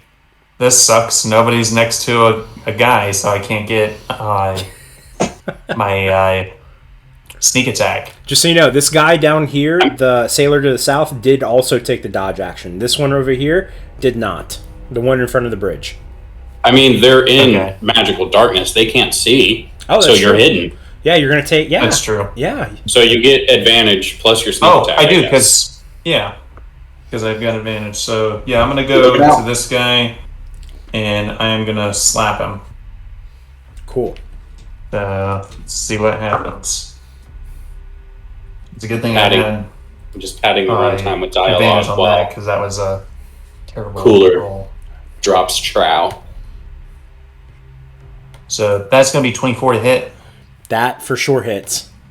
All right, cool. So, hey, how's this guy looking? Is he pretty rough, or which guy? Does he look pretty untouched? The one right in front of me. He's bloodied. He is bloodied. Do I want to bother with uncanny? I mean, but he's looking a little bit better than the guy that's to the bottom right of him. Okay, I'll go ahead and use it. Might as well. I'm gonna roll sneak attack on him. Let's see, that's 10 piercing. Tell me what happens. Oh, well, there's a lot more damage, but okay. I wanted to count it out, but I just flip over Robert, and on my downward spiral, I just jab him in the neck. And then I'm going to move over to this guy. Bonus action. I'm still inside darkness. He's still inside darkness, so this one should be advantage as well. But it should be regular attack, right? Since he took the dodge action? Yes, correct. Okay, so it'll just be regular. And that is what is that plus 26 to hit? That hits. And that's going to be another 10 piercing and 7 lightning damage. So 17 total. You crush him. Tell me what happens. How do you want to finish it off? Again, there's just like this frothing apple juice coming out of my mouth. I'm still like in a daze and the adrenaline's rushing. So I come over, flip over, kill the one guy, spin around, and jab the other guy in the kidney. And that ends my turn. Nice. Okay. Next up is... Oh, and then I whisper from the darkness over to this guy here. And I say, "You're next." You see like a little load fall out of his pants. Just a little appears. Okay. Next up is the Storm Cloak. The Storm Cloak is going to yell out at you guys. Stop! We surrender. Put down your weapons. The Storm Cloak drops his bow. You got a guy voice over there. The Scoundrel drops his dirk and his his short sword. I'm sorry, and the Sailor over here drops his dirk and his club, his belaying pin. Pie, spare their dying. No, I mean, they're already dead. I mean, I don't think they've gone through the death saving throws. yeah, it's at the end of. They turn into zombies after 1d4 hours. Oh, that's right. I forgot about that. I Yes. will. Spare Well, their we can bring- just throw them overboard. For that. No, we might get some good information from these people, because is the Red Rogue still there? He probably Correct. he flew away. Let's say he flew away. He just got you guys in there, and then he had to go do his business. He flew away. Well, It would be good They don't information have if we to could know talk to what's them. we'll take care of your friends once we get some information from you. Wait, what'd you say? We'll take care of your friends once we get some information from you. I don't know. I'll give you whatever information you want, but we gotta get rid of the bodies. We'll either burn them or throw them overboard. Yes, we Ian's will. already thrown them overboard. Once we... okay, well, I guess we already did it. We were waiting until we got information, but fine. We'll just hold your life hostage now instead. It literally, as soon as he says burn or throw them over, Ian's like, "All right." You hear splash. Hey, I'm looting the bodies as I'm throwing them. I'm like dragging them and checking their pockets. They're like the fucking cartoon bully who turns kids upside down and shakes all the money out of their pocket. You just do that before you Yeah. toss them. I mean, these guys, man, they really didn't have much on them. Like, you're lucky if you got, like, maybe 5 gold pieces off of their bodies. Like, let's see, because there's 5 of them left. They each maybe had 1 gold left. Nice. The take it. Storm Cloak walks over to you, no weapons in his hand, and he says, "My name is Enoch." And you're looking at this Storm Cloak, and he kind of looks like... Oh, Jesus. He looks like Jesus. Where the hell did it go? Who's I don't know. this Jesus you're speaking of? Wow. Yo, it's only 8 Guys. o'clock. I fucking love starting early. Right? I know, right? Just be like, I'm gonna say, guys, I kind of like this boat. It's the right level of edge for me.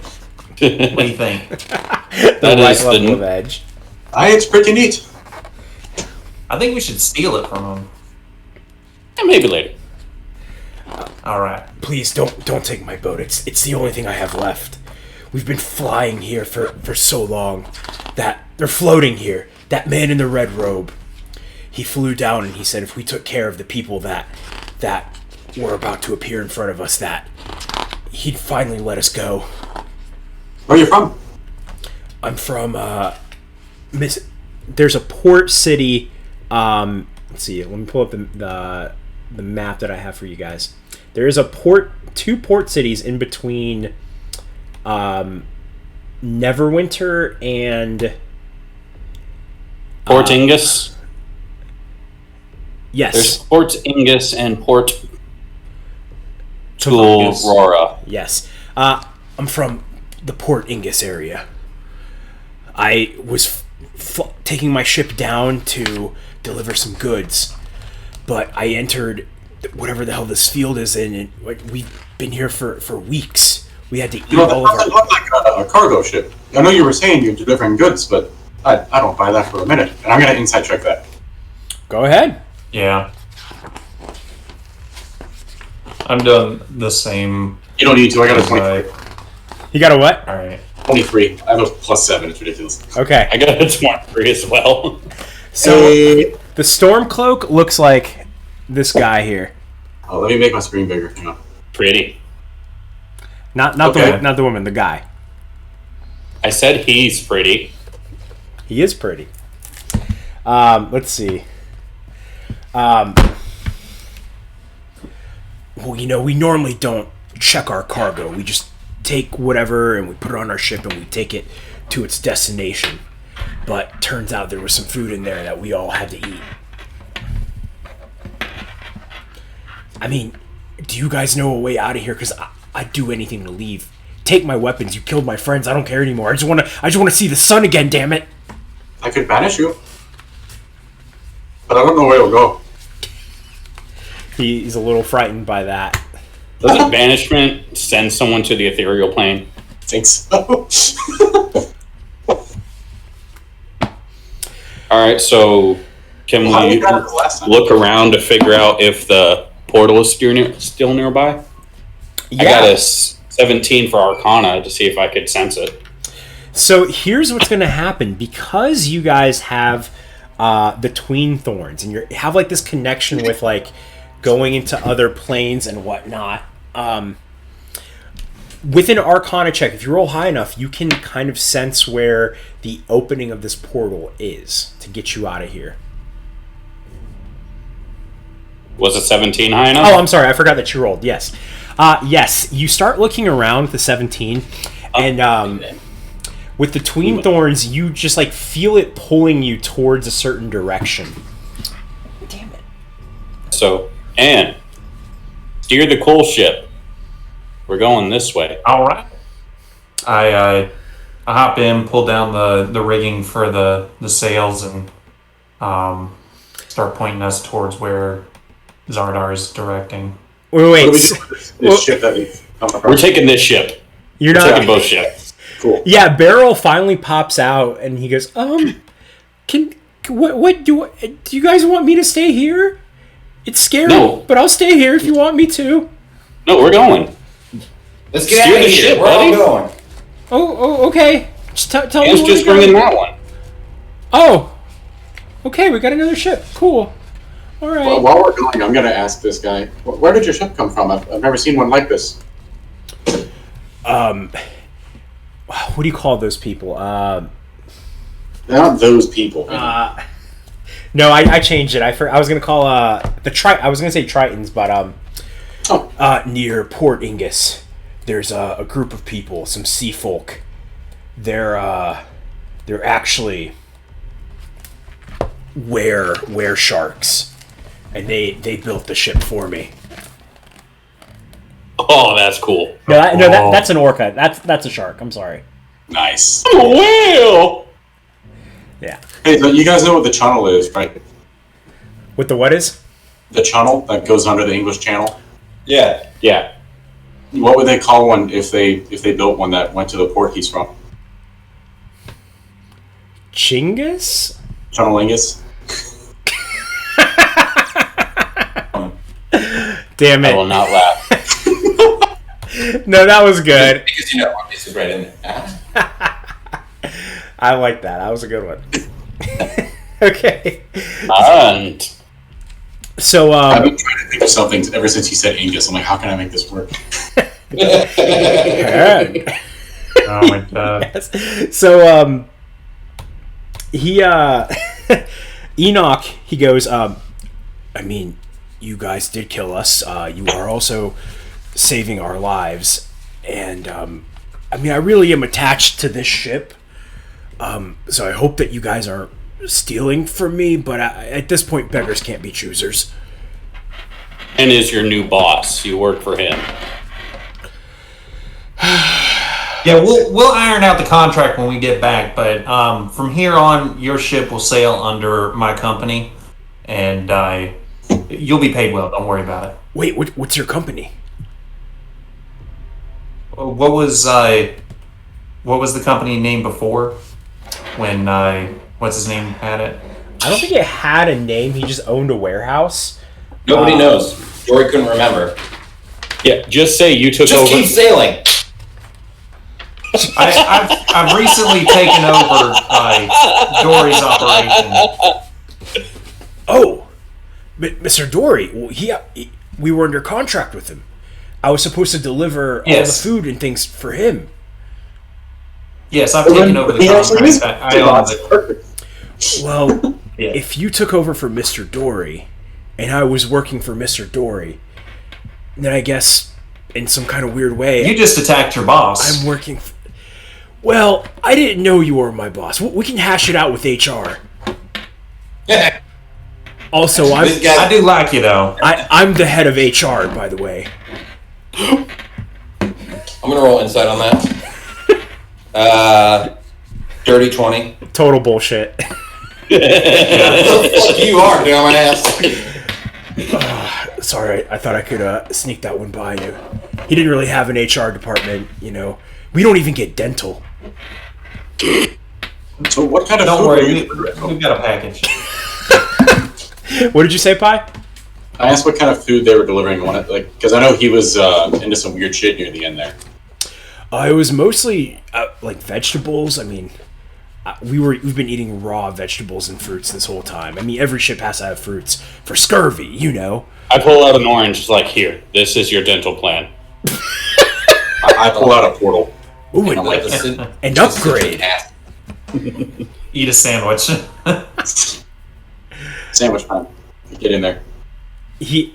What? How about we figure this out when we're out of the Death Tempest? I thought we were already kind of leaving. I would rather all of you take damage so I can know. No. Why? I don't know. There is Go ahead. Leaving this place, because I'm pretty sure that's what we were trying to do right away. Let's assume this is happening while we're sailing out. Yeah. I mean, it's going to take at least an hour, because combat was 15 seconds, something like that, 30 seconds. Like, yeah, and then very we're short. talking for 5 minutes, and it's 1d4 hours that it happens. So Yeah, by the way, this is what the storm, like the area that you guys are in, looks like. This is there's just like this creature floating off in the distance. That looks so cool. And there's like the clouds that look like skulls.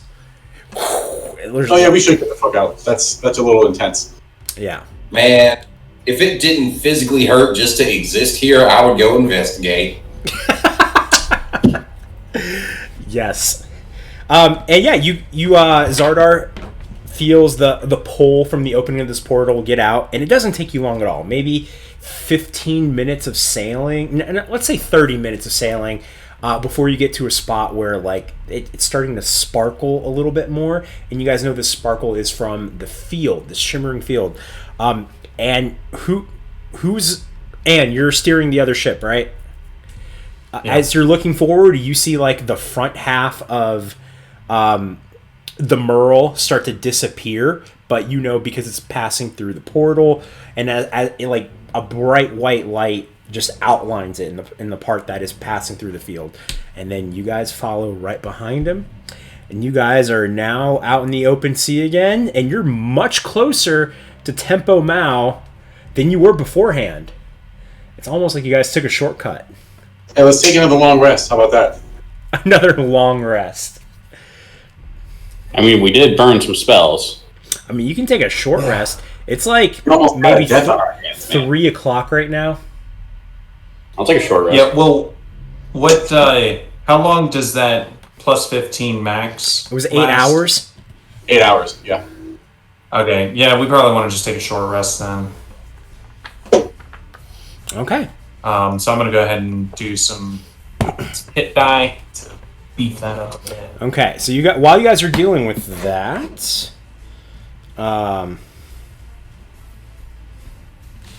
okay, you guys. So I'm good.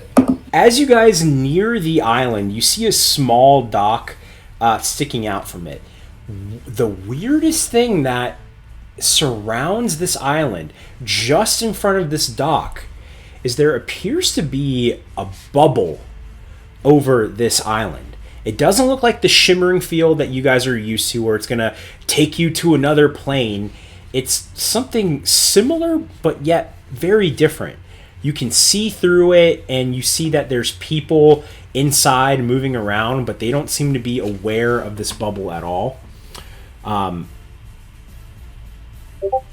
yeah, you guys are right there in the dock. You see, yeah, it is translucent. Pop the bubble.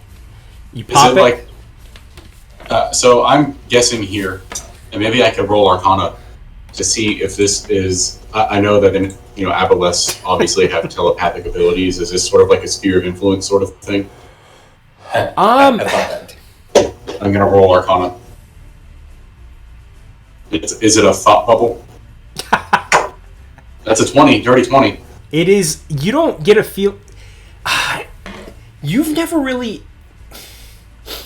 You don't think that it's like a sphere of influence. You don't think it's anything like that. You don't. You're looking for a connection to the Obelith, but you can't really logically find a connection between whatever this is and the Obelith. It doesn't seem harmful as like you see through it and people are kind of moving around. Although, give me a perception check. I guess that was... that's a 19. As you step off the dock and you look closer, you do see people moving, but they're moving in slow motion. Interesting. Is the bubble around the entire island or just part of it? It looks like it's surrounding the entire island except for the 60 feet of dock that you guys are on. And you can see, after you look through, there is maybe another 10 feet of dock, and then you guys are on the island. But that is on the other side of this bubble. I toss a rock into the bubble. You toss a rock into the bubble, it passes through, and then on the other side, it's like moving in slow motion. How long does it take to land on the ground? You're still watching Can we it. just sit and watch? You're still watching it flutter. Minutes. It takes minutes. So, what you're saying is, because time moves differently there, and it's already been days at this point, there'd be no harm in us having a long rest. Because this thing has had ample time to prepare. We could just long rest, because it doesn't matter. Right. Yeah. So a long rest for us right here, if it takes minutes for what would be seconds for us, we can wait the night and it's like half an hour later in there. I mean, But it's what we lose that's just that what it looks 15. like. You don't know what the people are experiencing on the other side. All right, I got an idea. I take a rope and I walk in. You take a rope and you walk in?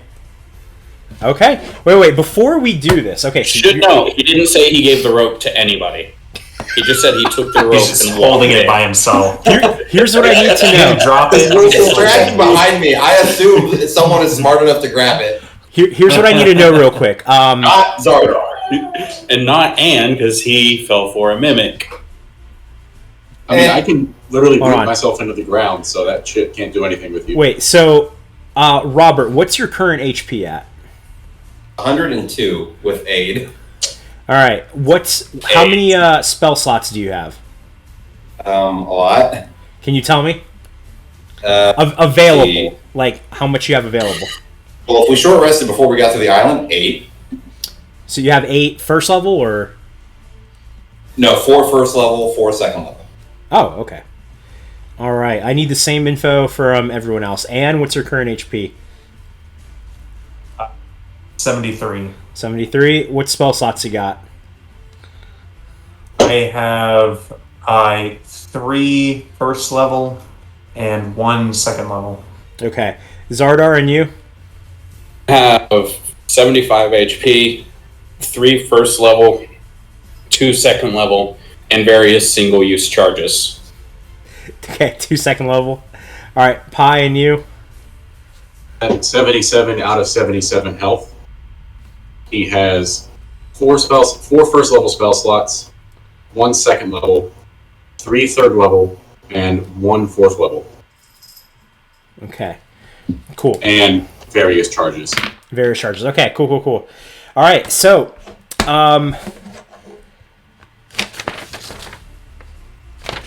Robert, you walk in. As soon as you walk in, people are moving. It's bright and it's sunny. I'm sorry. You don't immediately walk in. My bad. That was me forgetting to read. All right. As you step through this bubble, You find yourself in that kind of familiar white space that you've seen, and you start to get a feel that this white space is like the place between, you know? Like, I try to think about it. Have you guys ever watched X-Men Legends when they were, like, in high school? Vaguely. No? Okay, never mind. I know I've seen episodes. Have y'all played Kingdom Hearts? Yeah. So you know the area that you end up fighting in between two portals? Yeah. There you go. Okay. Yeah. Yeah, so it's like a space between that takes you to somewhere else. Got it.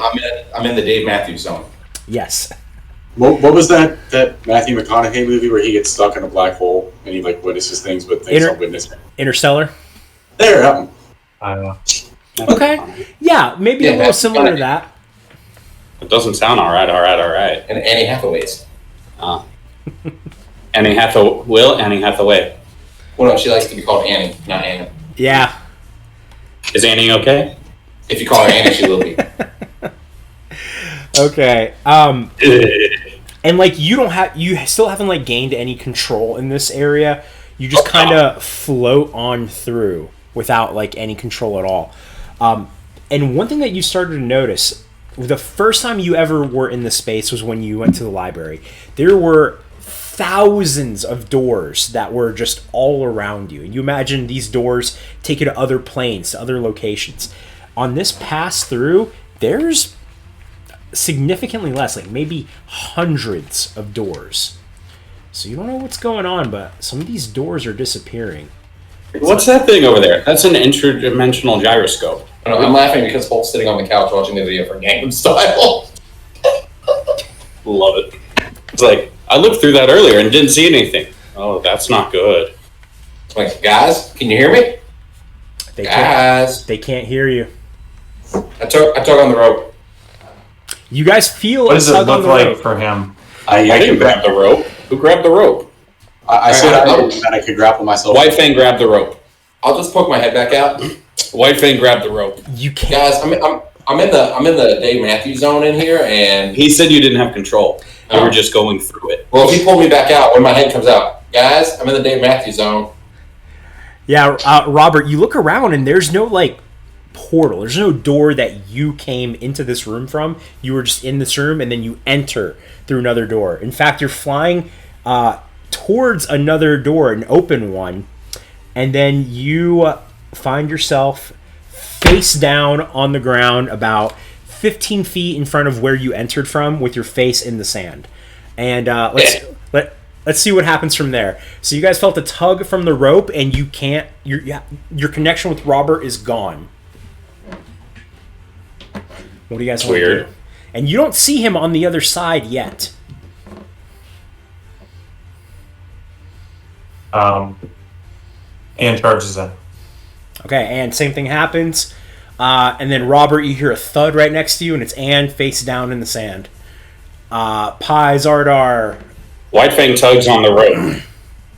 23 for a dex save on that. It's impossible. He tugs on it, but what's gone through this portal is not coming out. He can't pull it back. He No, I'm drops not it and rolling on my says, face. well, that's no fun. And he just saunters through. What are you talking about? He can play tug of war forever now. Yeah, it's He like one likes of to those have an toys that actual are. reactive resistance. He doesn't like a fixed point. And Anne, what was that dex save for? Not To falling on his fall my face. in the Oh. sand. Okay. Yeah, Xardaar would anyway. Okay, and you kind of catch yourself. So White Fang saunters through. What about Zardar and Pi? Zardar follows White Fang. Well, I guess we're doing this. Okay. And Pi enters through as well. Let me change the map for you guys.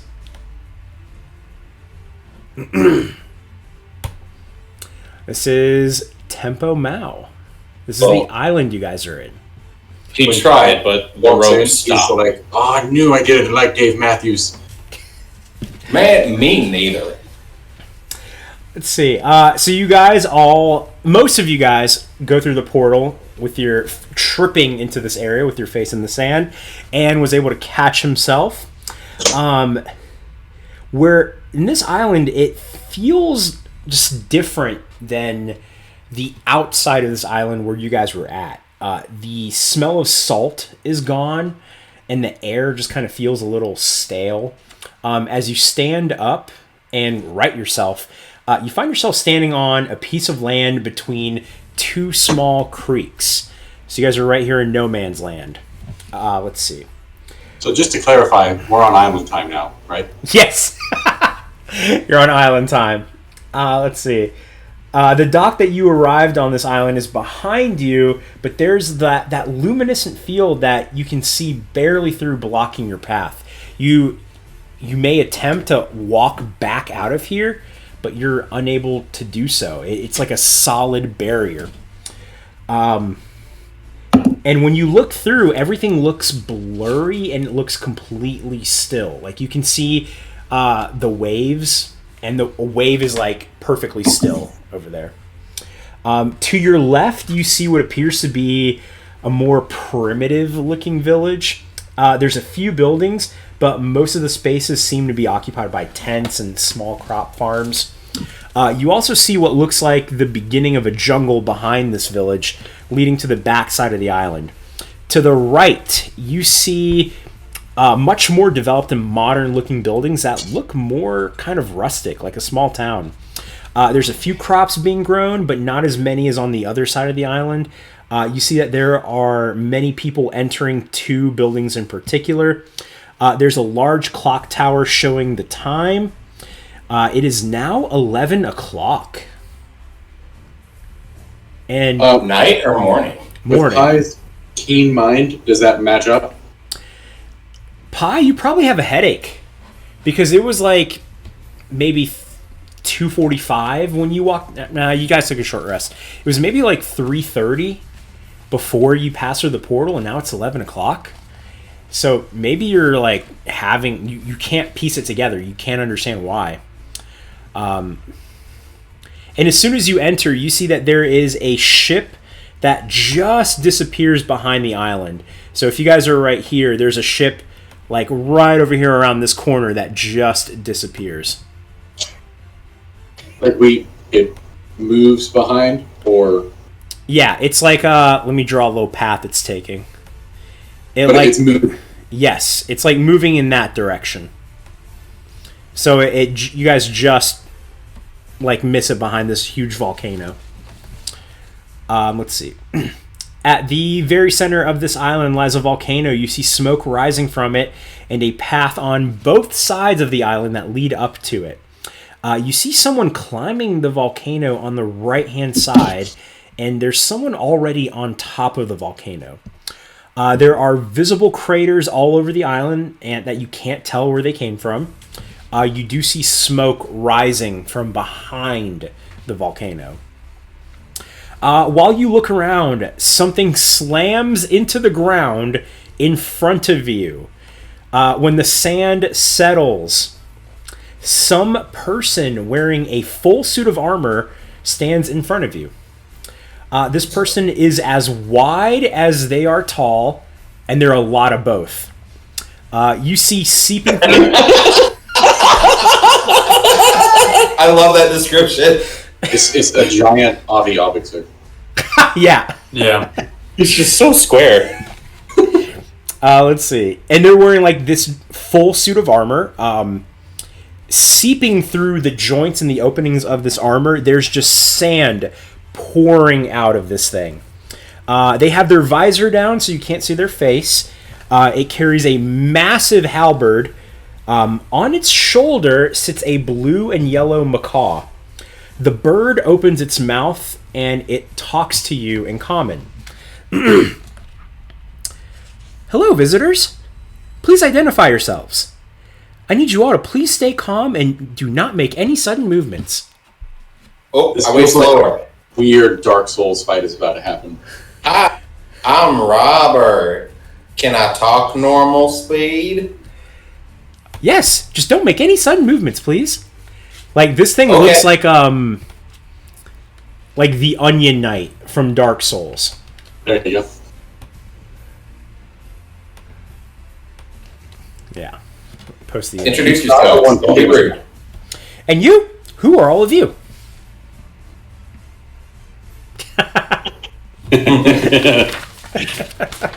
Love it. Well, that's beautiful. My name's Ann. And I wave like this. Hello, Anne and Robert. Oh, and another metal friend. Who might you be? One of my friends call me Pie. Name's Raspberry, though. Hello, Pie. And you, big fella? I'm Zardar. And I am White Fang, not that you asked. No, it asked everyone to introduce themselves. It said, "Who are all of you?" It didn't say all of you bipeds. You assumed that. I learned that word in a book. I know. I pissed in that book. Oh, I wasn't forgetting about it. you, buddy. You guys look at this thing up and down, and it is wearing like a little sheriff's badge. So it makes you think that like it's in charge. It has some kind of authority here. Isn't Cooler also wearing a sheriff's badge? Yes. He has one. He's just not wearing it. No, right I wear it all the time. Okay. Well, it's nice to meet you all. My name is Malibu. Tiki Jim. Nice to meet you. So what brings you to the island? Oh, we fell here. The short version. Would you say Clagrathel? It's a conquest. Short version is we came by boat and then fell through kind of a portal. Long version is we heard there was a big, mean old aboleth here, and we're here to kill it with extreme prejudice. Oh, if there are any dangerous creatures or people here, I'll take care of it. There's no need for you to help me at all. But there's want to help you. The want to help me also means a want to get hurt. And I don't want to see any people get hurt. By you or the big monster? I don't know why you need to distinguish either or. We're going to have to fight you, aren't we? Only if you disobey me. How about this? Just have a look around. Give me a persuasion check. Me? Or Pie? Pie said it. Is there any chance this person is actually a dwarf in disguise? No. Because I'll bonus. No. Okay. No.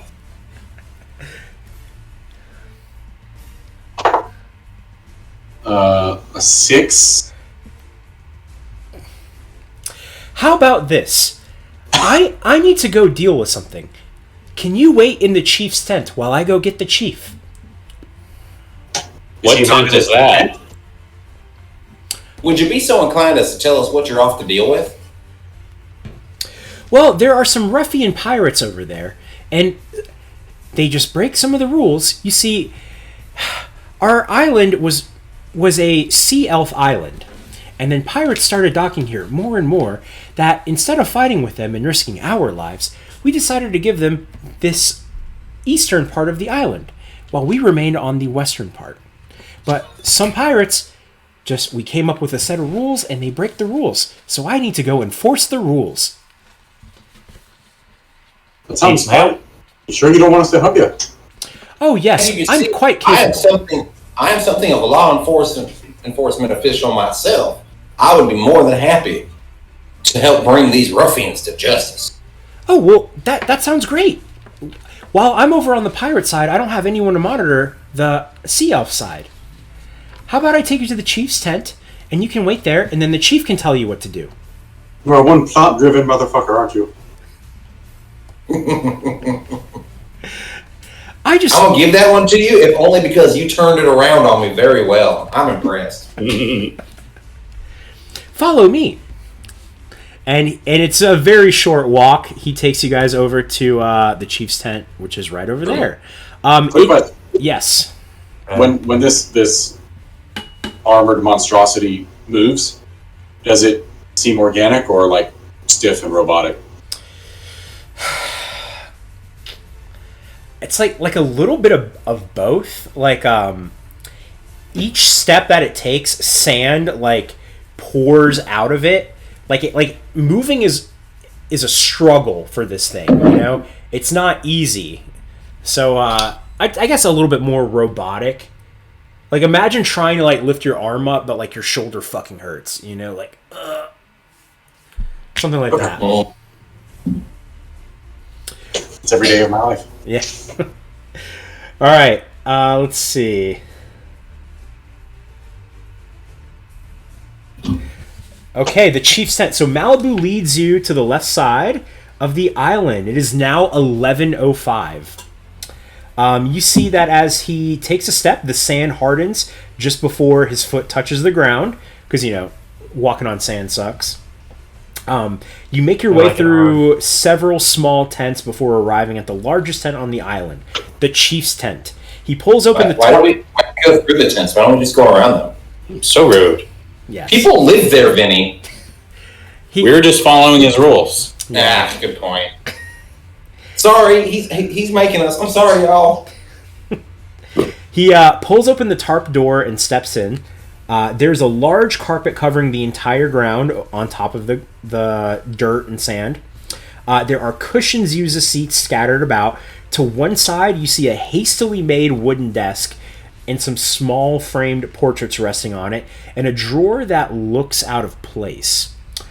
There's also a rolled up parchment on it. There's a tarp covering the entrance to what you assume is another room. You do hear some sounds coming from that room. Kind of sounds. Malibu points at the cushions for you guys to take a seat. All right, well, just wait here for the chief. He should be back any minute now.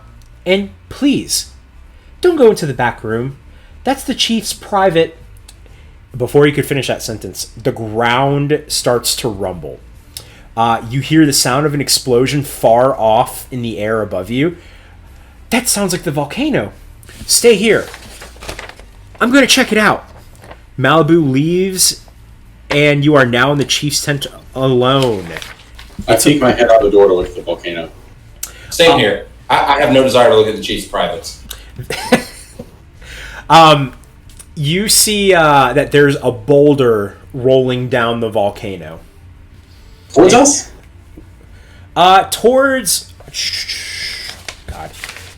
I believe it's going towards the village side, but not like a meteor boulder, like a boulder that can be easily stopped. So Malibu, like Gara, like flies towards it. I knew there was going to be a Gara reference in here. Yes. Yeah. All right. So you guys are in did the you see chief's tent. my roll, Vinny? No, I did not. What was it? Yeah, I checked the chat. So, Checking here. It's a 30 for stealth. Well, was it in Roll20 or in... It was in D&D Beyond. Oh, I don't have that opened up. Okay, I believe you. A 30 for stealth? What are you trying to do?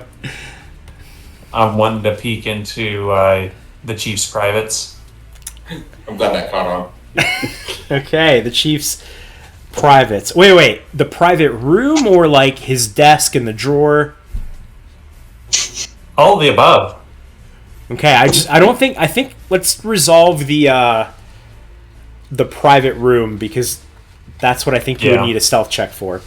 I mean, what are the sounds first before we go private peeking? It sounds like there's someone in there moving around, like imagine someone that's tied up and they're just like trying to untie themselves and they're just knocking shit over.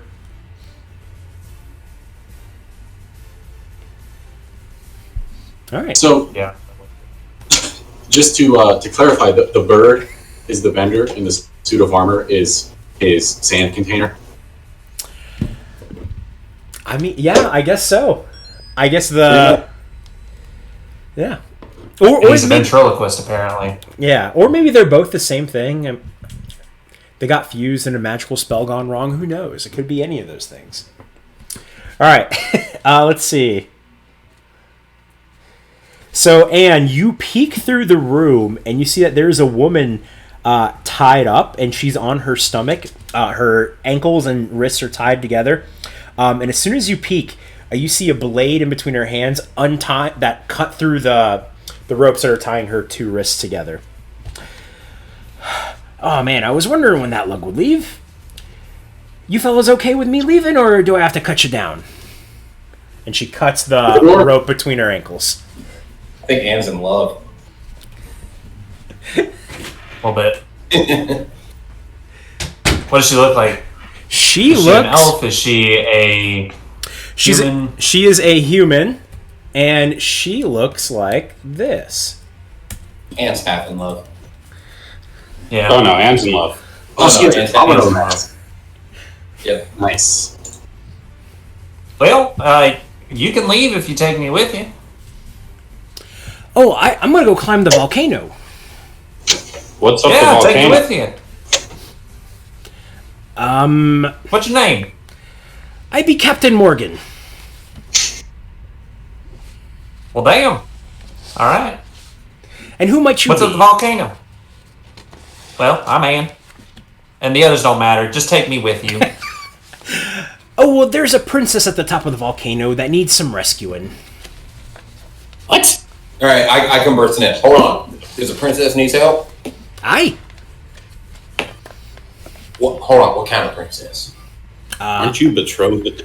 She walks out of this room, and she I'm not trying to wed her. I'm trying to save her. she walks into the area that you guys are in now, and she walks over to the chief's desk where there's like a small portrait, and she turns it around, and you see a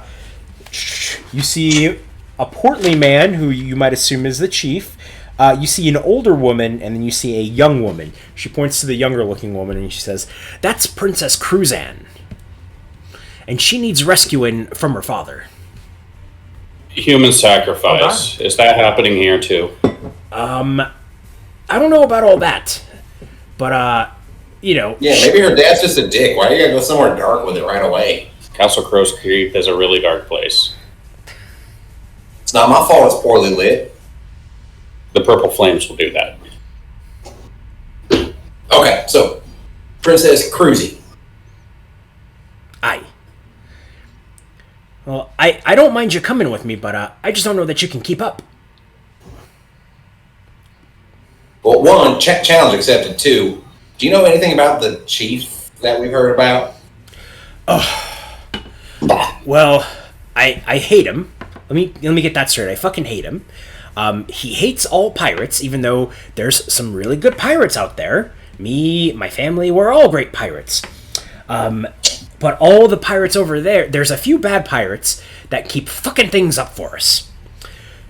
So I just gotta prove to him that we're not all bad. He doesn't like us to intermingle. Do you know anything about an aboleth? No? Why were you tied up? Well, no pirates are allowed on this side, and guess who was on this side? Why were you on this side? I was looking for Well, we Princess can walk Cruzan. and talk. No, we need to sprint and talk. Yeah, we can do that. Okay. I mean, sure. So we're heading up the mountain and continuing to ask questions. Okay. Yeah. Yeah, I'm good with it. So we're not waiting for the chief. So you guys start making your way through. By the time you get to over here where it says Villager's Path, it is 11:15. As we're talking, I want to check insight. Is there actually a princess? Nah, I rolled very poorly. Well, you were in the chief's tent, and you saw a picture of someone who looked like his daughter. So you can't I really. rolled a 16. Does it seem like she's BSing us?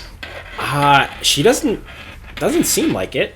I mean, you guys did see, as soon as you started, you saw that there was someone at the top of the volcano, and there was another person going up there. I mean, you don't think that she's looking for valuables? She really does seem like she is a pirate, but she seems like a good person. Yeah. And what was your insight, Robbie? It was 16, but I rolled another one for introspection. I want to know, am I in love? Love it. I've rolled a 19 for this one. And you might be. You might be. Okay. Yeah, you're like... She's definitely your vibe. Same interests for sure. Now you got to see if you're her vibe. The only thing he knows about her... The only thing he knows about her so far is that she's a pirate who's good at getting out of being tied up. Hey, that's all that matters. You know how hard it is to get untied when you're in the timeout sack. That's true. You don't got the wiggle room you think you would. Who's rolling in the room? Talking about ambient timeout sack. Yeah, that happens a lot. Because Oh my he's in god. love. He notices that she's a pirate who's good at getting out of tight spots when she's tied up. So are we going across the bridge and taking the pirate's path, or are we going up the villager path? The villager path is It faster. sounds like we're heading towards... She's taking the villager's path because that's the side that she's on. She'll say, and as you guys were talking, you mentioned that you saw someone going up that path. And she the goes, pirate's path. yes. She goes, I'd hate to do this, but I have all these fancy tools that make rock climbing a little bit easier for me. Do you guys want to go to the other path? That way, whoever it was that's going up, we can cut them off. How high up is the intersection of the paths? I have a potion of climbing. I say Pi can just walk up the mountain. I'm just saying. You can also teleport up the mountain. It's... God, now I gotta Google how tall are volcanoes. It varies. A lot. I mean, how tall is A mountain. any mountain? It can be really tall. It can be meh. Mount Sunflower in Kansas is technically the highest point in Kansas, but it's not a mountain at all. What? Kansas is literally flatter than a pancake. There's a sign on what is technically the highest point in Kansas that says on this site in, I think, 1887 or something, nothing happened. There's the shortest volcano in the world is Tall Volcano, which is 1,020 feet. The shortest one is Tall Volcano. I love it. I mean, the tallest mountain in the world is underwater. I mean, Okay. What? I mean, you're right. That makes sense. All right. I'm not gonna. I don't know the exact number for height, but I'll say it's definitely a 45-minute trek up. Like a dimension door takes you what, 30 feet or 90 feet? 200. 500, actually. 500. Mine does. Wait. My dimension door from Cape, I'm looking at it right now, from the Cape of Mount Bank, is 500 feet. Okay. And you only teleported us 200, you bastard. Yeah, I don't know if the description changed or what. Or maybe as I leveled up, the Cape leveled up. I don't know. But it says 500 feet on it. Whoa. Well, the potion of climbing is good for an hour, so... Okay. That leaves Anne and Robert. Well, I guess one of those can go with... Well... Yeah, Anne and Robert. Oh, wait a minute. So it says, the range says 500 feet, but in the spell description, it says 200 feet. Oh. Or if you were going at a 45 upward, at a 45-degree angle, 300 feet. So I guess 200 straight or 300 up to still get you 200 straight, technically. But then the range says 500. So I think you can make the door open within 500 feet of you, and then when you That makes enter sense. through the door, it takes you 200 feet. Okay, that's cool. Like he could teleport something far away to him. That makes sense. Yeah. Yeah. Cool. So, I mean, I've got Yeah, like but- kittens and rope, but I don't have a climber's kit or climbing gear. I mean, I'm just athletic. I think I'll just climb. Yeah. Oh! I'm acrobatic. Hey, I misread it. The range is 500 feet.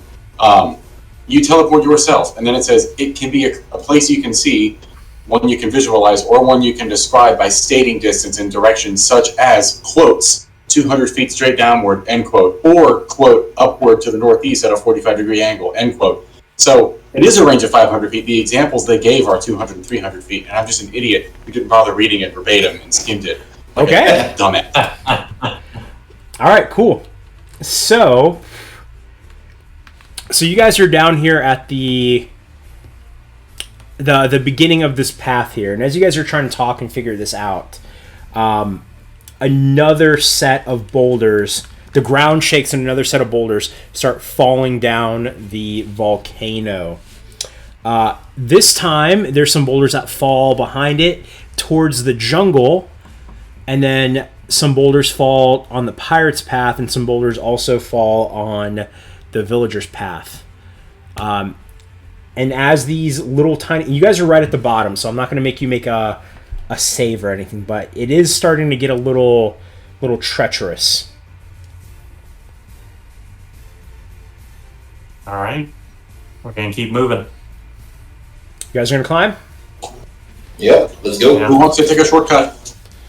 I'm good with shortcuts. Whoever gets to pie first, I guess, is who he's going to take, because you both raise your hand, technically. Dibs. And can go. Dibs. All I right, climb on his shoulders like usual. there you go. And we just... And we disappear in a cloud of brimstone and appear 500 feet up the mountain. Okay. Do you Well, guys... I'll- I have to get... If it's shorter than 500 feet, then I don't exceed the height of the mountain. But That'll Okay. probably get us, like, somewhere around in here, maybe. Do you want to wait for the rest, or do you want to climb ahead? what do you want to do, man? Let's roll! Let's just go. Fuck it. You're going to climb ahead? Yeah. Okay. My idea is we go save the princess. That way, when Captain Morgan gets there, she falls in love with me. I like that plan. Okay. Pie grabs an amulet of Morden and just kind of mushes it around in his hand, and then out pops a wedding band, and he uses it to... He's smart. All right. That's beautiful. That is so beautiful. Okay. All right, so you start almost about halfway there. That leaves... So I assume Robert's going to channel divinity, right? And then just haul ass. My ass, specifically. And Zardar, is Zardar just going to run? I'm going to take my potion of climbing, so I have a climbing speed of 35 feet, which is my movement speed. Nice. Okay. And you guys start... And White Fang's going to book it over to the pirate's path and run up that way. Oh, okay. There's just a loose wolf running. Okay. Excellent. Excellent. So you guys No one is going to stop. Yeah. He's a very large wolf, and he's horny. We should have asked about the caves. Later. You've got time. Details. All right. So after about 15 minutes, you guys arrive to where Robert and not Robert, Pi and Anne dimension doored to. After about another 15, so this would be 11:30. You guys are there. After 11:30, Robert and Pi. Oh, God damn it. Pi and Anne And pie. are halfway up to the top. At 11:30, boulders fall from the volcano, destroying some buildings on the villager side. Also, the volcano erupts some fire that causes the jungle to burn. You guys, from where you're at, everyone give me a perception check. 14. Hang on. Perceptions plus 7. 24. It was a good catch, though. 24. 17 and 16. White 7. Fang wouldn't be able to see this yet. Okay, so 17. Okay, so anyone who rolled a 15 or higher, after the volcano spurts some fire on top of the jungle, you see someone, just a huge creature, running out of the jungle. You see a giant. The giant runs through the villager side, getting rid of their tents. And the giant stops here in no man's land, where there's a crowd of people there. and it looks like there are sea elves and pirates there in No Man's Land, and the giant just starts picking them up and chucking them and just stepping down on them. What kind of giant is it? Is it like a stone giant, a fire giant? You couldn't really tell. You can tell that it's a giant, but you can't get that specific. What was your perception? 24. Oh, 24, okay. And you can tell this is a beach giant. The kind that Monty met. Yeah. What apocalypse did we just find ourselves in the middle of? What if what? I don't know. One every week. That's fair. Are we sure this island ain't really called Pompeii? And you and that's what happens at 11:30, yeah. And it's going to take you another 15 minutes to get up there. Before you get up there at 11:40, because you can see the clock tower, so you can tell the time. There's the bubble. Every hour, a giant tequila bottle descends from the sky. God damn it! Damn it! That was so good. I'm so mad at myself. That was good. Damn it, Curtis. Wait, there's a bar you haven't been to yet. Yeah, the piece of ship. All right, let's see. Well, we gotta make sure it doesn't get destroyed first. Shit. No shit. Yeah. All right, at 11:40, nothing happens. At 11:45, you see that there is a ship that left from behind the volcano that is now sailing south on the east end, and it is using its cannon to sail around the island and just all these little craters here. You start to piece together. Maybe it's from the ship just blasting onto the island, and maybe that's one of those bad pirates you guys heard about. And right at 11:45, this is when Anne and Pi get to the top, and you see that there is the chief. He's a portly-looking guy. He seems to be casting a spell, and you also see who looks like the princess, and she seems to be pleading with him, begging him to stop. And I think that's where we'll end tonight. Okay. Yes, charm person. Damn There was just so much happening. Yeah. He needs to plan the tequila bottle. That's why he's ending it. Yes. Guys, good sesh. We didn't end quite at like where I wanted to, but I think we're good. We're in a good place. Remember, that ship is shooting cannons. It's not firing from its cannons. It's just shooting cannons. Yep. Well, when you shoot guns, you don't shoot miniguns. No one says You don't shoot guns. You shoot your guns. Well, if he said it's firing cannons. No. Robbie put shooting cannons in the chat. Yeah. Well, that's just up. Yes. Why is it filming? Yeah. Why is it taking pictures of cannons? I didn't know this was a photo shoot. Because Who has cannon cameras? it's nude photo week. So we're getting some nude cannons. I mean, it is bare metal. Yep. Get that full metal jacket image. Well, There we guys, this is a great sesh. Whoa. He was dumb after that one. He was like, fuck that. Wait, was it the full metal comment? Yeah.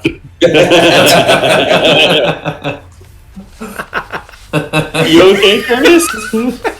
It was just too much. That's fair. That's Really bad jokes. yeah. I like it though. Well, guys, great sesh. It's 11:45. Good time for us to end. All right. Yeah, It's also all 9 right. o'clock. See y'all next week. Yeah, Sure. next week. Yeah, I'll be here next week, but the week after I will not. Okay. Is it another wedding, Curtis? No, we actually had to cancel No. the wedding. We had other stuff come up. But It's a baby shower. it's a Comic-Con, and I also have to get. We'll be back on Sunday, but then we have to go get our second shot, and it's gonna floor me because the first shot did. So Yeah. I gotcha. Oh, if we can start early again next time, that actually turned I out do really like nice. starting early. Right? Yeah. Yes. If we can, I am all for starting early. Oh, Yeah. for sure, absolutely. I'm That down. way, if it runs long, who cares? October Hey. 24th. I can't do this. Is that on a weekend? Yes. Okay. I haven't looked yet. Hey, wait, that means that Halloween is on a Sunday, right? Yeah, it's on a Sunday this year. Yeah. We'll have to not do it on Halloween. Oh. Well, Fair. and I guess we'll take a few weeks off that month. That's okay. I mean, we can always do a Monday through Friday Different days night. of the week. You know, I'm down for whatever. I would love to do a Halloween one shot type thing. Yeah. So yeah, on Halloween, I have kids I'm taking trick or treating. Yeah, I forgot about that. Well, we can do it before Halloween. Right. You know. Yeah, it'll be fine. Yeah. Whatever. A pre-Halloween one shot. Yeah. See you I'm next sure I week, can boys. come up All right, boys. Later. Adios, guys.